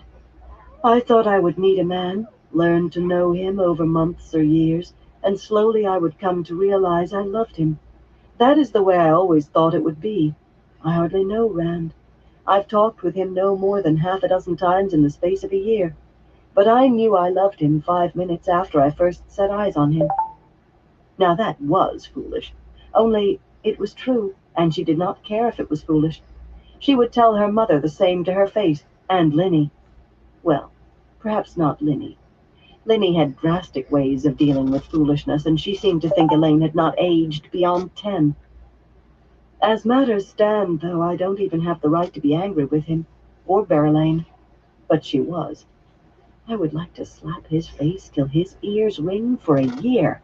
I'd like to switch her all the way to the ship that takes her back to Mayene.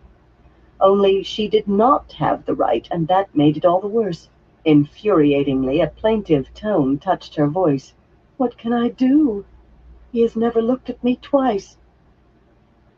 In the 2 rivers, Egwene said slowly, if a woman wants a man to know she is interested in him, she puts flowers in his hair at bell time or Sunday, or she might embroider a feast day shirt for him any time. or make a point of asking him to dance and no one else. Elaine gave her an incredulous look, and she hastened to add, I'm not suggesting you embroider a shirt, but there are ways to let him know how you feel. Miners believe in speaking out. Elaine's voice held a brittle edge. Perhaps that is the best way. Just tell him right out. At least he'll know how I feel then. At least I'll have some right to... She snatched her spiced wine and tilted her head back, drinking. Speak out? Like some Myener hussy? Setting the empty goblet back on the small mat, she drew a deep breath and murmured, What will Mother say? What's more important, Nynaeve said gently, is what you will do when we have to leave here. Whether it's Tanchico or the Tower or somewhere else, we will have to go. What will you do when you've just told him you love him and you must leave him behind? If he asks you to stay with him, if you want to, I will go. There was no hesitation in Elaine's reply, but a touch of asperity. The other woman should not have had to ask. If I must accept him being the Dragon Reborn, he must accept that I am what I am, that I have duties. I want to be Aes Sedai, Nynaeve. It isn't some idle amusement. Neither is the work we three have to do. Could you really think I would abandon you and Egwene? Egwene hurried to assure her that the thought had never crossed her mind. Nynaeve did the same, but slowly enough to give herself the lie. Elaine looked from one to the other of them. In truth, I feared you might tell me I was foolish, fretting over a thing like this when we have the Black Ajah to worry about. A slight flicker of Egwene's eyes said the thought had occurred to her, but Nynaeve said, Rand is not the only one who might die next year or next month. We might too. Times are not what they were, and we cannot be either. If you sit and wish for what you want, you may not see it this side of the grave. It was a chilling sort of reassurance, but Elaine nodded. She was not being silly. If only the Black Ajah could be settled so easily. She pressed her empty silver goblet to her forehead for the coolness. What were they to do? Chapter 7. Playing with Fire. With the sun barely above the horizon the next morning, Egwene presented herself at the doors to Rand's chambers, followed by a foot-dragging Elaine. The daughter heir wore a long-sleeved dress of pale blue silk, cut in the Tyran fashion and pulled low after some little discussion. A necklace of sapphires like a deep morning sky, and another strand woven into her red-gold curls, showed up the blue of her eyes. Despite the damp warmth, Egwene wore a plain, deep red scarf, as large as a shawl around her shoulders. Avienda had supplied the scarf and the sapphires, too. Surprisingly, the Aiel woman had a tidy store of such things, somehow. For all she had known they were there, Egwene gave a start when the Aiel guards glided to their feet with startling suddenness. Elaine let out a small gasp, but quickly eyed them with that regal bearing she managed so well. It seemed to have no effect on these sun-dark men. The 6 were Shayeen Metal, stone dogs, and appeared relaxed for Aiel, meaning they seemed to be looking everywhere, seemed ready to move in any direction. Egwene drew herself up in imitation of Elaine. She did wish she could do that as well as the daughter heir, and announced, We want to see how the Lord Dragon's wounds are. Her remark was plainly foolish, if they knew much about healing, but that likelihood was small. Few people did, and Aiel probably less than most. She had not intended to give any reason for being there. It was enough that they thought her Aes Sedai. But when the Aiel appeared almost to spring out of the black marble floor, it suddenly seemed a good idea. Not that they were making any move to stop Elaine and her, of course, but these men were all so tall, so stone-faced, and they carried those short spears and horn bows as if using them would be as natural as breathing and as easy. With those light-colored eyes regarding her so intently, it was all too easy to remember stories of black-veiled Aiel without mercy or pity, of the Aiel War, and the men like these who had destroyed every army sent against them until the last, who had only turned back to the waste after fighting the allied nations to a standstill, during 3 blood-soaked days and nights before Tarvalon itself. She very nearly embraced Saidar. Gaul, the Stone Dog's leader, nodded, looking down at Elaine and her with a touch of respect. He was a handsome man, in a rugged way, a little older than Nynaeve, with eyes as green and clear as polished gems, and long eyelashes so dark they seemed to outline his eyes in black. They may be troubling him. He is in a foul mood this morning. Gaul grinned, just a quick flash of white teeth, in understanding of a temper when wounded. He has chased off a group of these high lords already, and threw one of them out himself. What was his name? Turian, another even taller man replied. He had an arrow nocked, the short curved bow held almost casually. His gray eyes rested on the 2 women for an instant, then went back to searching among the anteroom's columns. Turian, Gaul agreed. I thought he would slide as far as those pretty carvings. He pointed a spear to the ring of stiff-standing defenders, but he came short by 3 paces. I lost a good Tyran hanging, all hawks in gold thread, to Mangin. The taller man gave a brief, contented smile. Egwene blinked at the image of Rand physically pitching a high lord across the floor. He had never been violent, far from it. How much had he changed? She had been too busy with Joya and Amico, and he too busy with Moiraine or Lan or the High Lords, to do more than speak in passing. A few words about hunting here and there, about how the Beltane festival might have gone this year, and what Sunday would be like. It had all been so brief. How much had he changed? We have to see him, Elaine said, a slight tremor in her voice. Gaul made a bow, grounding the point of one spear on the black marble. Of course, Aes Sedai. It was with some trepidation that Egwene entered Rand's chambers, and Elaine's face spoke volumes of the effort those few steps took. No evidence of last night's horror remained, unless it was the absence of mirrors. Lighter patches marked the wall panels where those hanging there had been taken away. Not that the room came anywhere near neatness. Books lay everywhere, on everything, some lying open as if abandoned in the middle of a page, and the bed was still unmade. The crimson draperies were pulled open on all the windows, facing westward toward the river that was Tyr's heart vein, and Calendor sparkled like polished crystal on a huge gilded stand of surprising gaudiness. Egwene thought the stand the ugliest thing she had ever seen decorating a room, until she glimpsed the silver wolves savaging a golden stag on the mantel above the fireplace.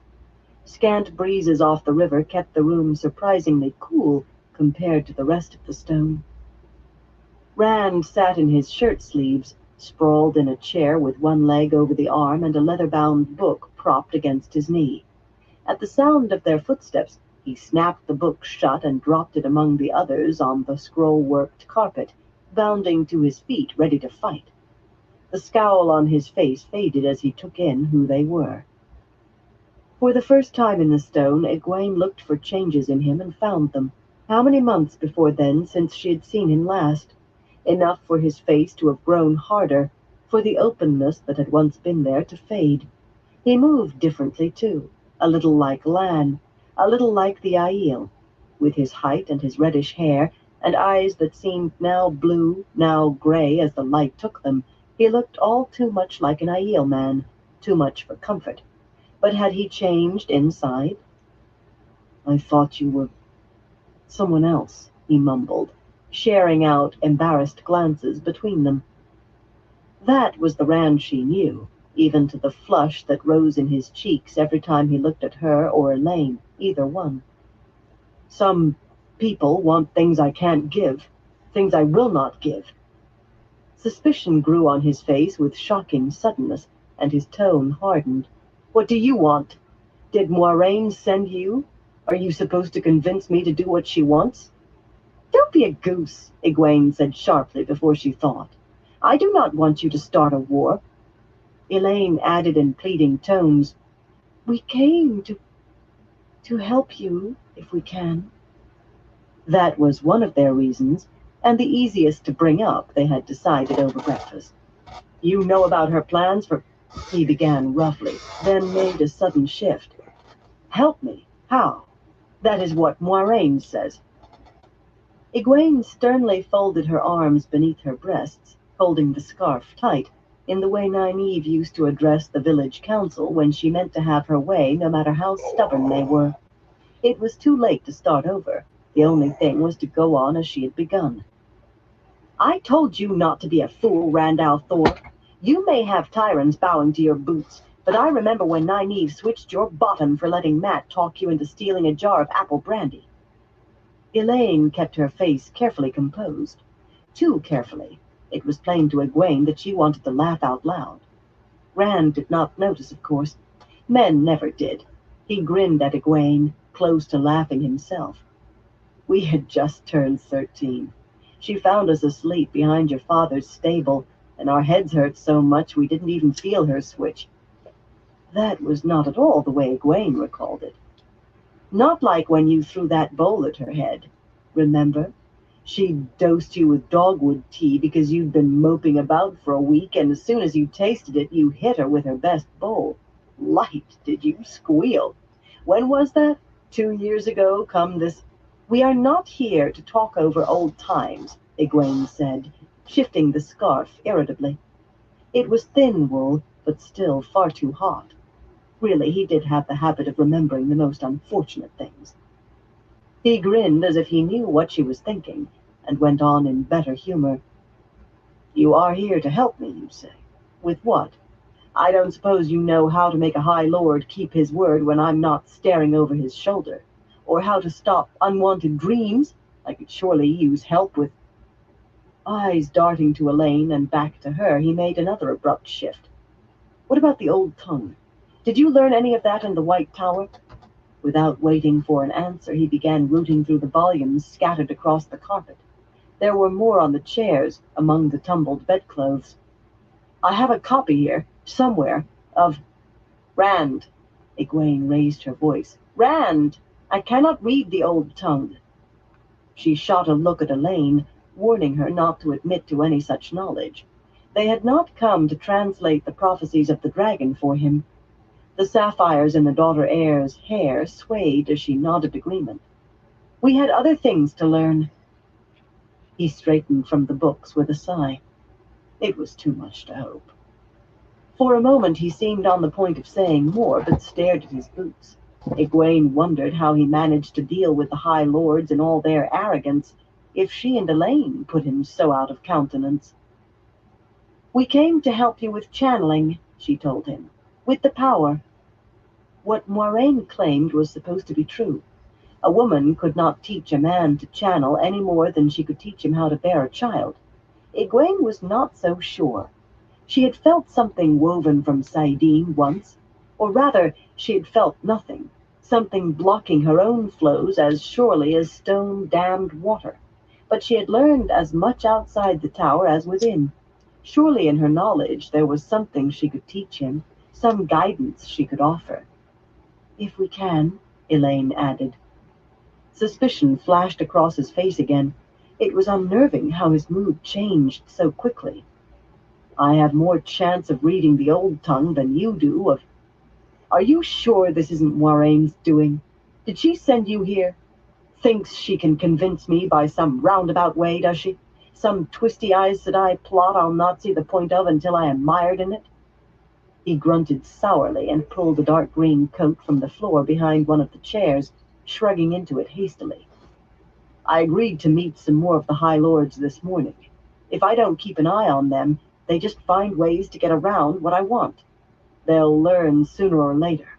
I rule Tyr now. Me, the Dragon Reborn. I will teach them. You will have to excuse me. Egwene wanted to shake him. He ruled Tyr?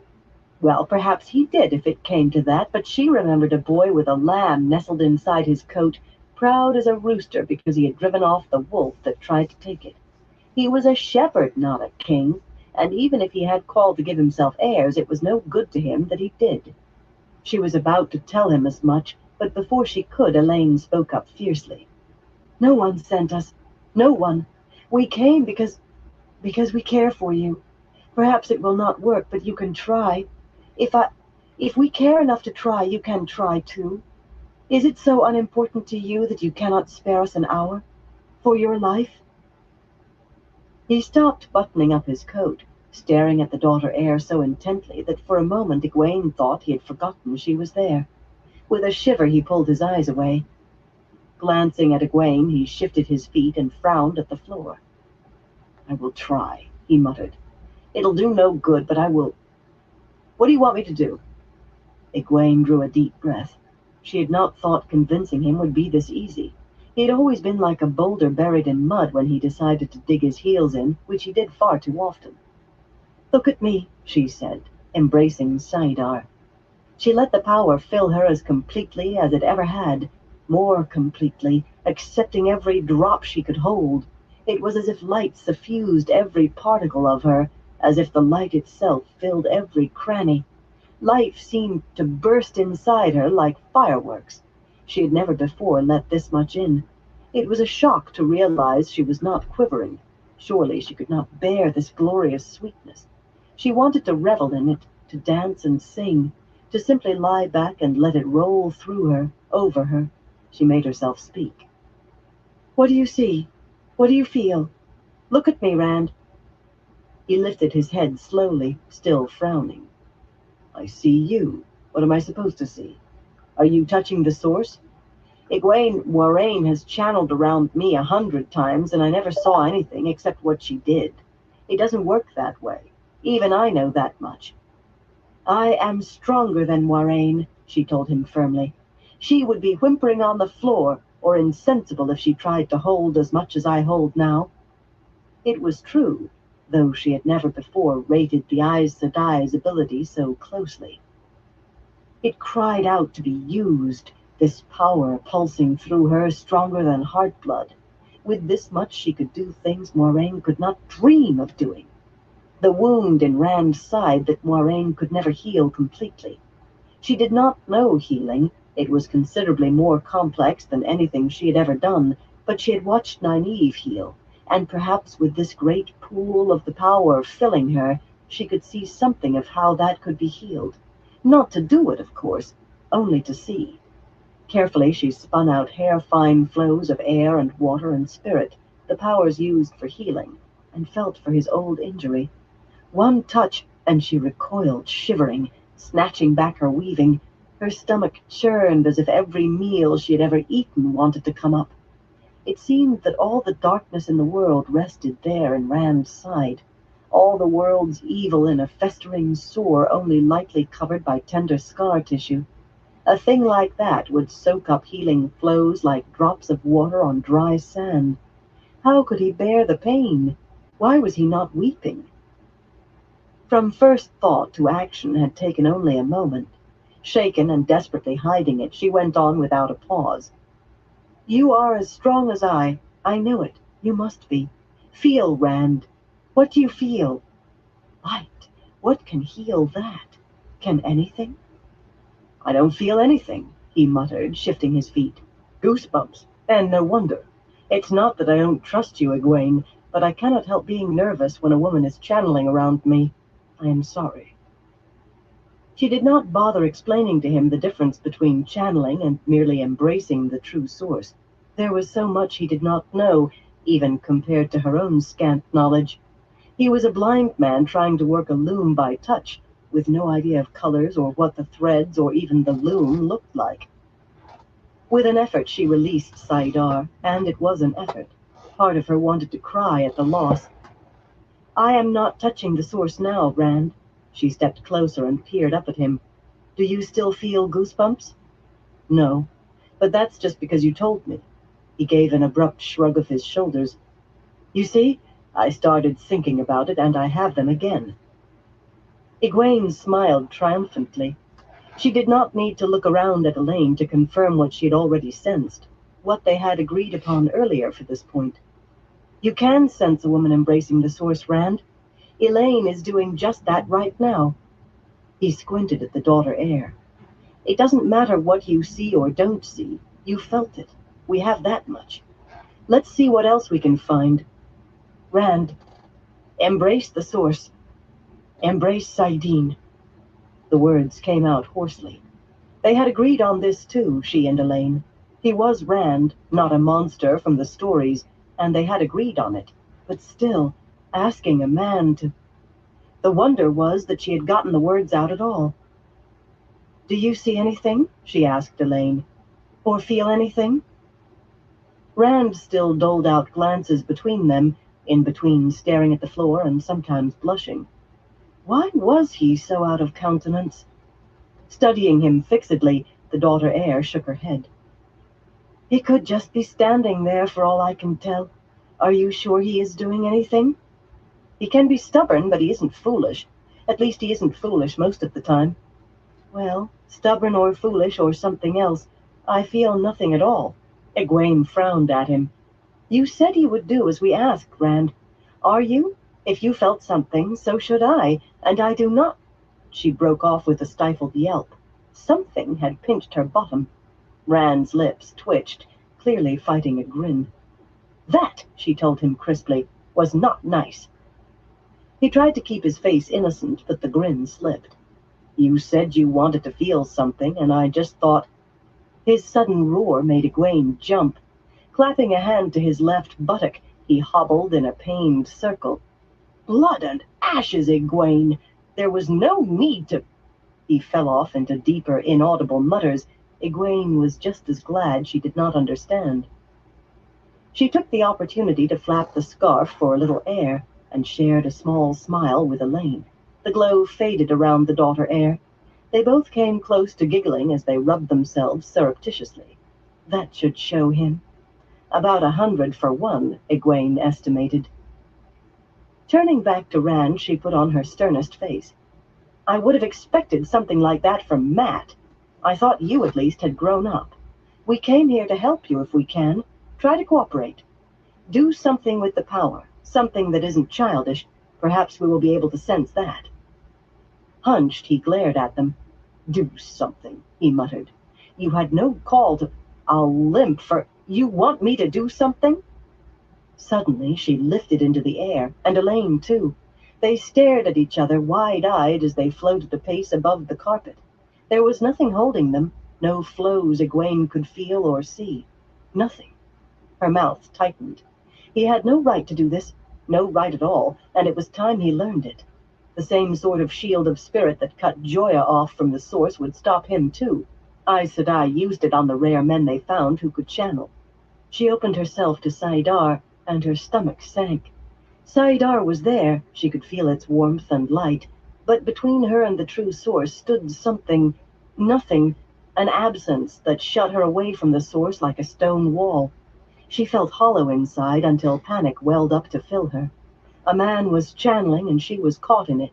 He was Rand, of course, but dangling there like a basket, helpless, all she could think of was a man channeling, and the taint on Saidin. She tried to shout at him, but all that came out was a croak. "You want me to do something?" Rand growled. A pair of small tables flexed their legs awkwardly, the wood creaking, and began to stumble about in a stiff parody of dance, gilt flaking off and falling. "You like this?" Fire flared up in the fireplace, filling the hearth from side to side, burning on stone bare of ashes. "Or this?" The tall stag and wolves above the fireplace began to soften and slump. Thin streams of gold and silver flowed out from the mass, fining down to shining threads, snaking, weaving themselves into a narrow sheet of metallic cloth. The length of glittering fabric hung in the air as it grew, its far end still linked to the slowly melting statuette on the stone mantel. "Do something," Rand said. "Do something. Do you have any idea what it is like to touch Saidin, to hold it? Do you? I can feel the madness waiting, seeping into me." Abruptly, the capering tables burst into flame like torches, dancing still. Books spun in the air, pages fluttering. The mattress on the bed erupted, showering feathers across the room like snow. Feathers falling onto the burning tables filled the room with their sharp, sooty stink. For a moment, Rand stared wildly at the blazing tables. Then, whatever was holding Egwene and Elaine vanished, along with the shield. Their heels thumped onto the carpet in the same instant the flames went out, as if sucked into the wood they had been consuming.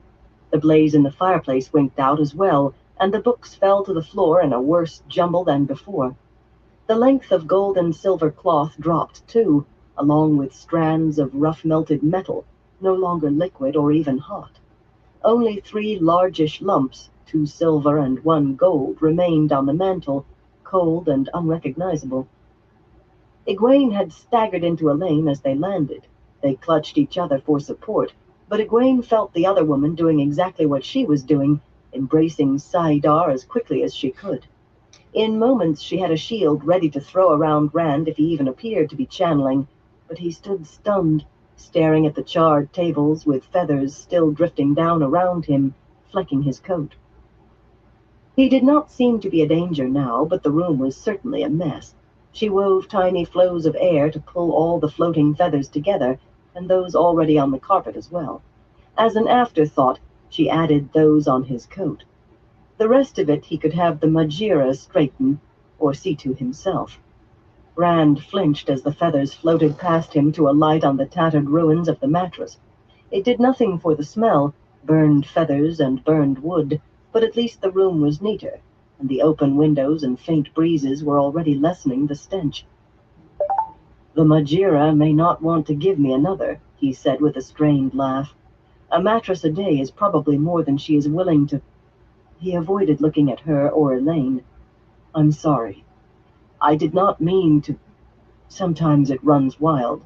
Sometimes there's nothing there when I reach for it, and sometimes it does things I don't. I'm sorry.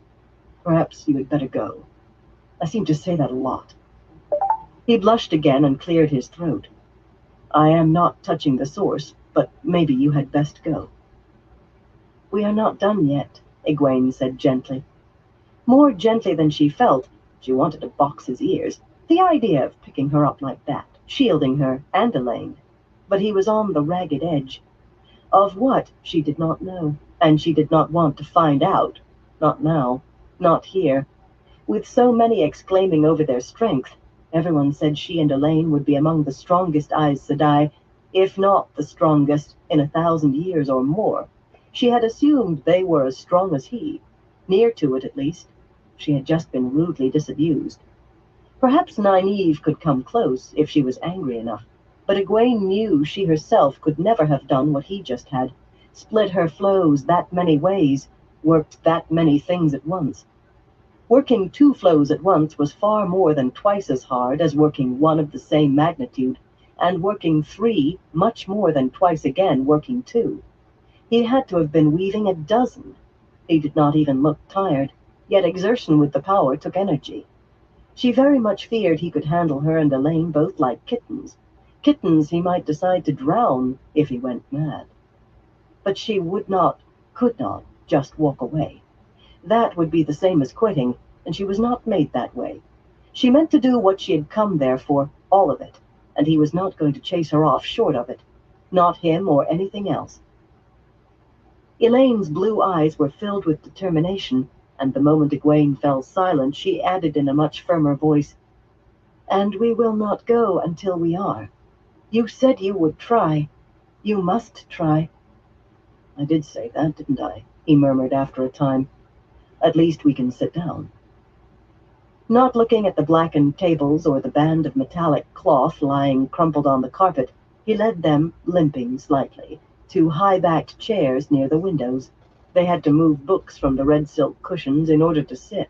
Egwene's chair held volume 12 of The Treasures of the Stone of Tyr, a dusty, wood-bound book entitled Travels in the Aiel Waste with Various Observations on the Savage Inhabitants, and a thick, tattered leather volume called Dealings with the Territory of Mayene, 500 to 750 of the New Era. Elaine had a bigger stack to move, but Rand hurriedly took them from her along with those from his chair and put them all on the floor, where the pile promptly fell over. Egwene laid hers neatly beside them. "What do you want me to do now?" He sat on the edge of his seat, hands on his knees. "I promise I won't do anything but what you ask this time." Egwene bit her tongue to keep from telling him that promise came a bit late. Perhaps she had been a little vague in what she had asked for, but that was no excuse. Still, that was something to be dealt with another time. She realized she was thinking of him as just Rand again, but he looked as if he had just splashed mud on her best dress, and was worried she would not believe it an accident. Yet she had not let go of Saidar, and neither had Elaine. There was no need to be foolish. "This time," she said, "we just want you to talk. How do you embrace the source? Just tell us. Take it step by step, slowly."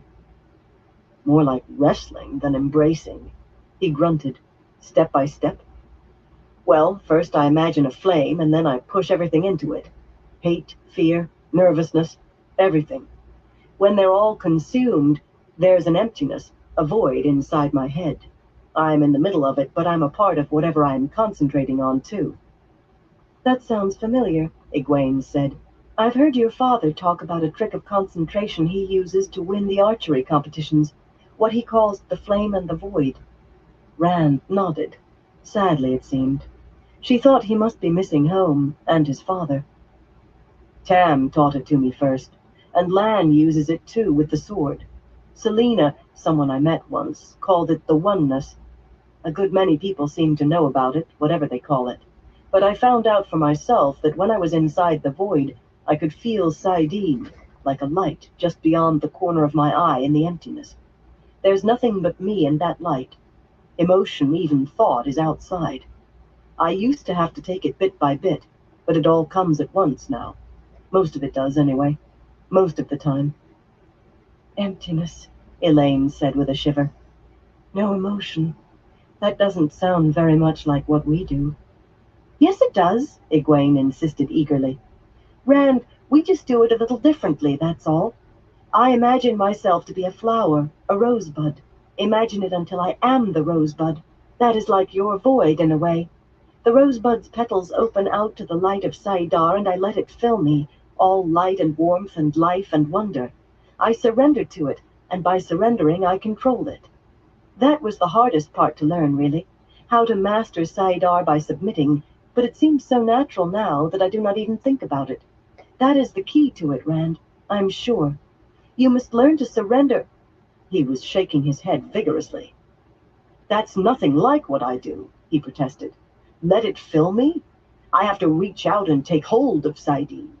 Sometimes there's still nothing there when I do, nothing I can touch. But if I didn't reach for it, I could stand there forever and nothing would happen. It fills me all right once I take hold, but surrender to it." He raked his fingers through his hair. "Egwene, if I surrendered, even for a minute, Saidin would consume me. It's like a river of molten metal, an ocean of fire, all the light of the sun gathered in one spot. I must fight it to make it do what I want, fight it to keep from being eaten up." He sighed. "I know what you mean about life filling you, though, even with the taint turning my stomach. Colors are sharper, smells clearer. Everything is more real somehow. I don't want to let go once I have it, even while it's trying to swallow me. But the rest, face the facts, Egwene. The Tower is right about this. Accept it for the truth, because it is." She shook her head. "I will accept it when it is proved to me." She did not sound as sure as she wanted to, not as sure as she had been. What he told sounded like some twisted half-reflection of what she did, similarities only emphasizing differences. Yet there were similarities. She would not give up. "Can you tell the flows apart? Air, water, spirit, earth, fire?" "Sometimes," he said slowly. "Not usually. I just take what I need to do what I want. Fumble for it mostly. It's very strange. Sometimes I need to do a thing and I do it, but only afterward do I know what it was I did or how. It's almost like remembering something I've forgotten. But I can remember how to do it again, most of the time." "Yet you do remember how," she insisted. "How did you set fire to those tables?" She wanted to ask him how he had made them dance. She thought she saw a way with air and water, but she wanted to start with something simple, lighting a candle and putting it out were things a novice could do. Rand's face took on a pained expression. "I don't know." He sounded embarrassed. "When I want fire for a lamp or a fireplace, I just make it. But I do not know how. I don't really need to think to do things with fire." That almost stood to reason. Of the 5 powers, fire and earth had been strongest in men in the age of legends, and air and water in women. Spirit had been shared equally. Egwene hardly had to think to use air or water once she had learned to do a thing in the first place, but the thought did not further their purpose. This time it was Elaine who pressed him. "Do you know how you extinguished them? You seemed to think before they went out." "That I do remember, because I don't believe I've ever done it before. I took in the heat from the tables and spread it into the stone of the fireplace. A fireplace wouldn't even notice that much heat." Elaine gasped, unconsciously cradling her left arm for a moment, and Egwene winced in sympathy. She remembered when that arm had been a mass of blisters because the daughter heir had done what Rand had just described, and with just the lamp in her room. Shiriam had threatened to let the blisters heal by themselves. She had not done it, but she had threatened. It was one of the warnings novices were given. Never draw heat in. A flame could be extinguished using air or water, but using fire to pull the heat away meant disaster with a flame of any size. It was not a matter of strength, so Shiriam had said. Heat once taken in could not be gotten rid of, not by the strongest woman ever to come out of the White Tower. Women had actually burst into flame themselves that way. Women had burst into flame. Egwene drew a ragged breath. "What's the matter?" Rand asked. "I think you just proved the difference to me," she sighed. "Oh, does that mean you're ready to give up?" "No." She tried to make her voice softer. She was not angry with him. Exactly. She was not sure who she was angry with. "Maybe my teachers were right, but there has to be a way. Some way. Only I cannot think of one right now." "You tried," he said simply. "I thank you for that. It is not your fault it did not work." "There must be a way," Egwene muttered, and Elaine murmured, "We will find it. We will." "Of course you will," he said with a forced cheerfulness. "But not today." He hesitated. "I suppose you'll be going, then?" He sounded half regretful, half glad. "I do need to tell the High Lords a few things about taxes this morning. They seem to think they can take as much from a farmer in a poor year as a good without beggaring him. And I suppose you have to get back to questioning those dark friends." He frowned. He had not said anything, but Egwene was sure he would like to keep them as far from the Black Adja as possible. She was a little surprised he had not already tried to make them return to the tower. Perhaps he knew that she and Nynaeve would put a flea in his ear the size of a horse if he tried. "We do," she said firmly. "But not right away. Rand?" The time had come to bring up her second reason for being there, but it was even more difficult than she had expected. This was going to hurt him. Those sad, wary eyes convinced her it would. But it had to be done. She snugged the scarf around her. It enveloped her from shoulders to waist. "Rand, I cannot marry you." "I know," he said. She blinked. He was not taking it as hard as she expected. She told herself that was good. "I do not mean to hurt you. Really, I don't. But I do not want to marry you." "I understand, Egwene. I know what I am. No woman could—" "You wool-brained idiot," she snapped. "This had nothing to do with you channeling. I do not love you. At least, not in the way to want to marry you." Rand's jaw dropped. "You don't love me?" He sounded as surprised as he looked, and hurt, too. "Please, try to understand," she said in a gentler voice. "People change, Rand. Feelings change. When people are apart, sometimes they grow apart. I love you as I would a brother, perhaps more than a brother, but not to marry. Can you understand that?" He managed a rueful grin. "I really am a fool. I didn't really believe you might change, too. Egwene, I do not want to marry you either. I did not want to change. I didn't try to, but it happened. If you knew how much this means to me, not having to pretend, not being afraid I'll hurt you. I never wanted to do that, Egwene. Never to hurt you." She very nearly smiled. He was putting on such a brave face. He was actually quite close to convincing. "I'm glad you are taking it so well," she told him in a soft voice. "I did not want to hurt you either, and now I really must go." Rising from her chair, she bent to brush a kiss across his cheek. "You will find someone else." "Of course," he said, getting to his feet, the lie loud in his voice. "You will." She slipped out with a sense of satisfaction and hurried across the anteroom, letting Saidar go as she took the scarf from her shoulders. The thing was abominably hot. He was ready for Elaine to pick up like a lost puppy if she handled him the way they had discussed. She thought Elaine would manage him nicely, now and later. For as much later as they had, something had to be done about his control. She was willing to admit that what she had been told was right. No woman could teach him. Fish and birds. But that was not the same as giving up. Something had to be done, so a way had to be found. That horrible wound and the madness were problems for later, but they would be dealt with eventually, somehow. Everyone said Two Rivers men were stubborn, but they could not match Two Rivers women. Chapter 8. Hard Heads. Elaine was not certain Rand realized she was still in the room, the way he stared after Egwene with a half-bewildered expression. Now and again he shook his head as if arguing with himself, or trying to straighten his mind. She was content to wait him out. Anything that put off the moment a while longer. She concentrated on maintaining an outward composure, back straight and head high, hands folded in her lap, a calmness on her face that could have rivaled Moiraine's best.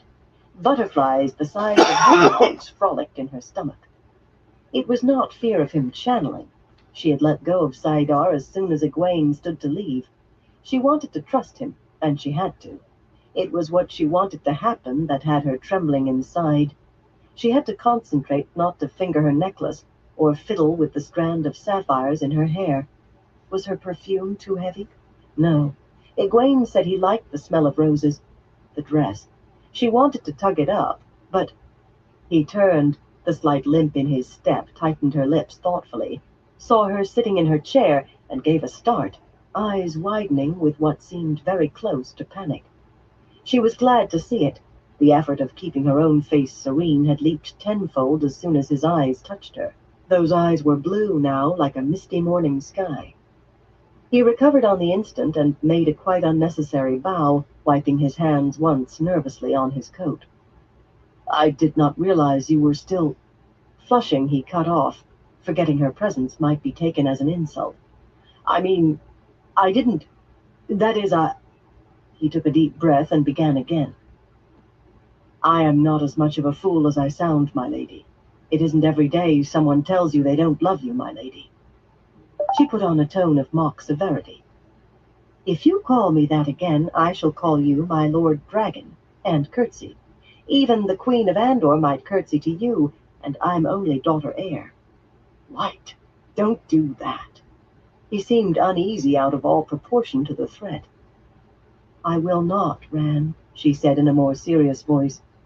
"If you call me by my name, Elaine, say it." Elaine. He spoke awkwardly, yet delightfully, as if he were savoring the name too. Good. It was absurd to be so pleased. All he had done was say her name, after all. There was something she had to know before she could go on. "Did it hurt you very much?" That could be taken two ways, she realized. "What Egwene told you, I mean." "No. Yes. Some. I don't know. Fair is fair, after all." His small grin took some of the edge off of his wariness. "I sound a fool again, don't I?" "No, not to me." I told her the pure truth, but I don't think she believed me. I suppose I did not want to believe it of her either. Not really. If that isn't foolish, I don't know what is. If you tell me one more time that you are a fool, I may begin to believe it. He won't try to hold on to her. I won't have to deal with that." Her voice was calm, with a light enough tone to let him know she did not really mean what she said. "I saw a Kyrianan lord's fool once, a man in a funny striped coat, Too big for him and sewn with bells. You would look silly wearing bells. I suppose I would, he said ruefully. I will remember that. His slow grin was wider this time, warming his whole face. The butterfly's wings flogged her for haste, but she occupied herself with straightening her skirts. She had to go slowly, carefully. If I don't, he'll think I am just a foolish girl, and he will be right. The butterflies in her belly were beating kettle drums now. Would you like a flower? He asked suddenly, and she blinked in confusion. A flower? Yes. Striding to the bed, he scooped up a double handful of feathers from the tattered mattress and held them out to her. I made one for the Majira last night. You'd have thought I had given her the stone. But yours will be much prettier, he added hastily. Much prettier, I promise. Rand, I will be careful. It takes only a trickle of the power. Just a thread, and I will be very careful. Trust. She had to trust him. It was a small surprise to realize that she did. I would like that, Rand.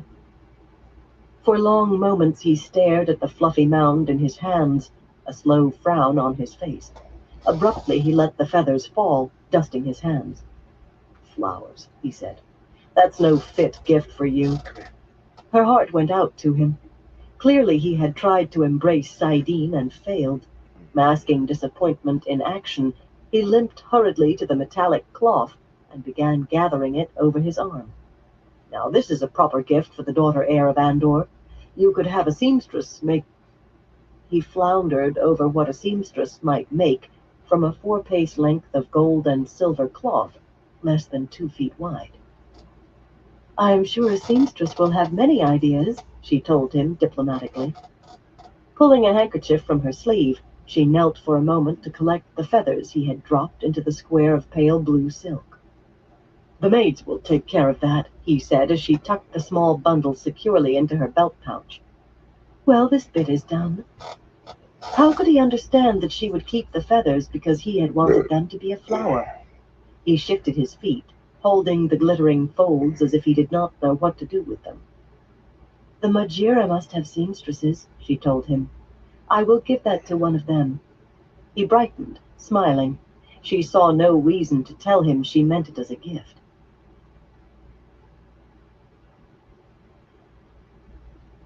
Those thundering butterflies would not let her hold back any longer. Rand, do you like me? Like you? He frowned. Of course I like you. I like you very much. Did he have to look as if he did not understand at all? I am fond of you, Rand. She was startled that she said it so calmly. Her stomach seemed to be trying to writhe up into her throat, and her hands and feet felt like ice. More than fond. That was enough. She was not going to make a fool of herself. He has to say more than like first. She almost giggled hysterically. I will keep control of myself. I will not let him see me behave like a moon-eyed girl. I will not.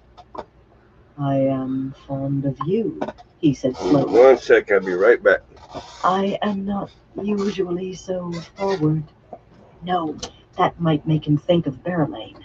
There was red in his cheeks. He was thinking of Berylane. Burn him. Her voice came as smooth as silk. Soon I will have to go, Rand. To leave Tyr. I may not see you again for months. Or ever, a tiny voice cried in her head. She refused to listen. I could not go without letting you know how I feel. And I am very fond of you. Elaine, I am fond of you. I feel... I want... The scarlet spots on his cheeks grew. Elaine, I don't know what to say. How to... Suddenly it was her face that was flaming. He must think she was trying to force him into saying more. Aren't you? The small voice mocked, which only made her cheeks hotter. Rand, I'm not asking for light, how to say it. I only wanted you to know how I feel. That is all. Berylane would not have let it go at that. Berylane would have been wrapped around him by now. Telling herself she would not let that half-dressed snip better her, She moved closer to him, took the glittering cloth from his arm, and dropped it on the carpet. For some reason he seemed taller than he ever had before. Rand, I want you to kiss me. There. It was out. Kiss you, he said, as if he had never heard of kissing before.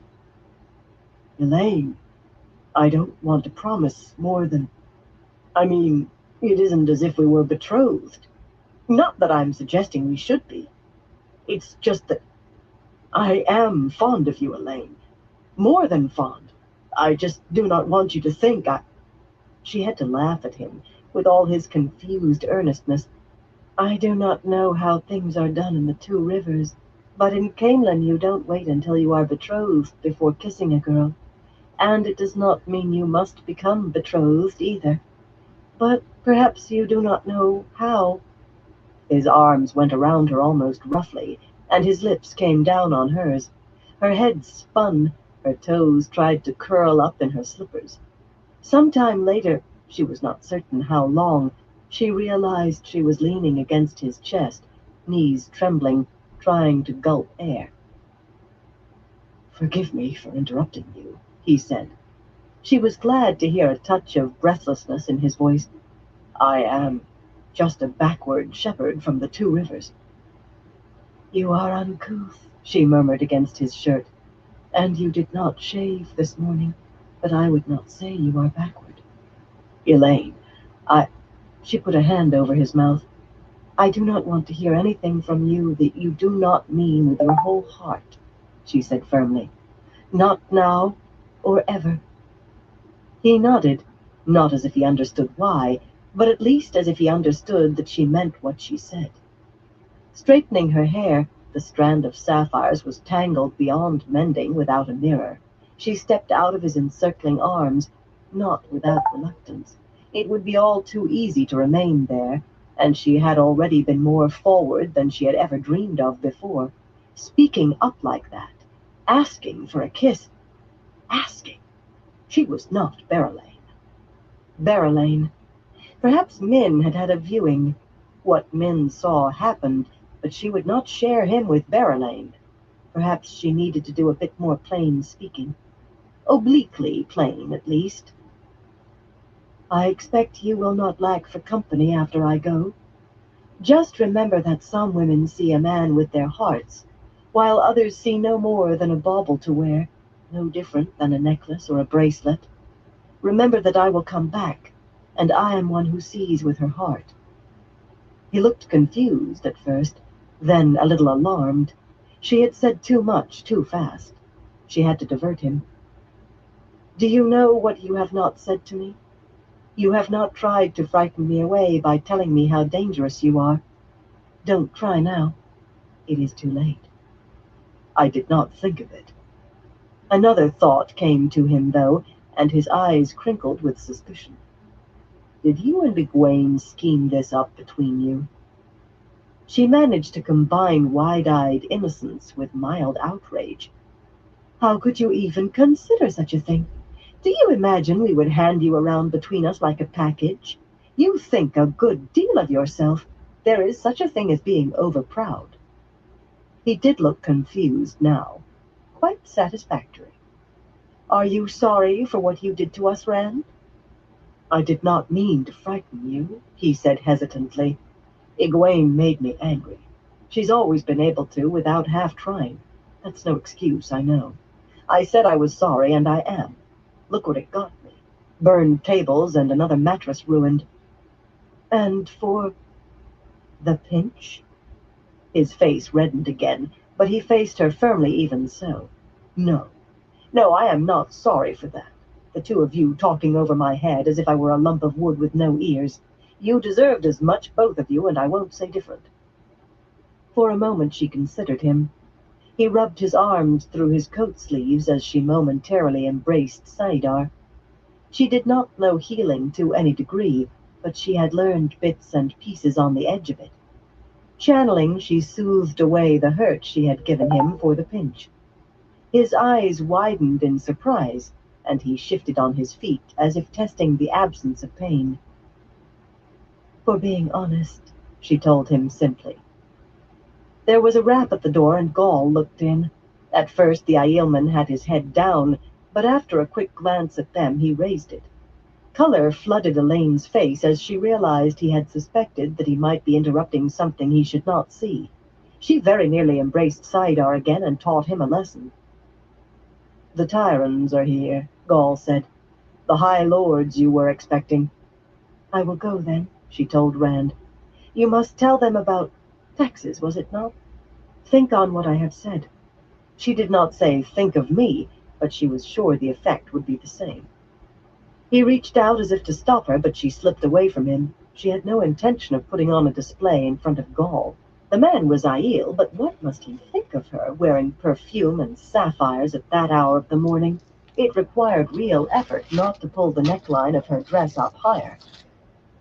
The High Lords entered as she reached the door, a cluster of graying men in pointed beards and colorful, ornate coats with puffy sleeves. They crowded out of her way with reluctant bows, their bland faces and polite murmurs not hiding their relief that she was leaving. She glanced back once from the doorway. A tall, broad-shouldered young man in a plain green coat among the High Lords in their silks and satin stripes. Rand looked like a stork among peacocks. Yet there was something about him, a presence that said he commanded there by right. The Tyrans recognized.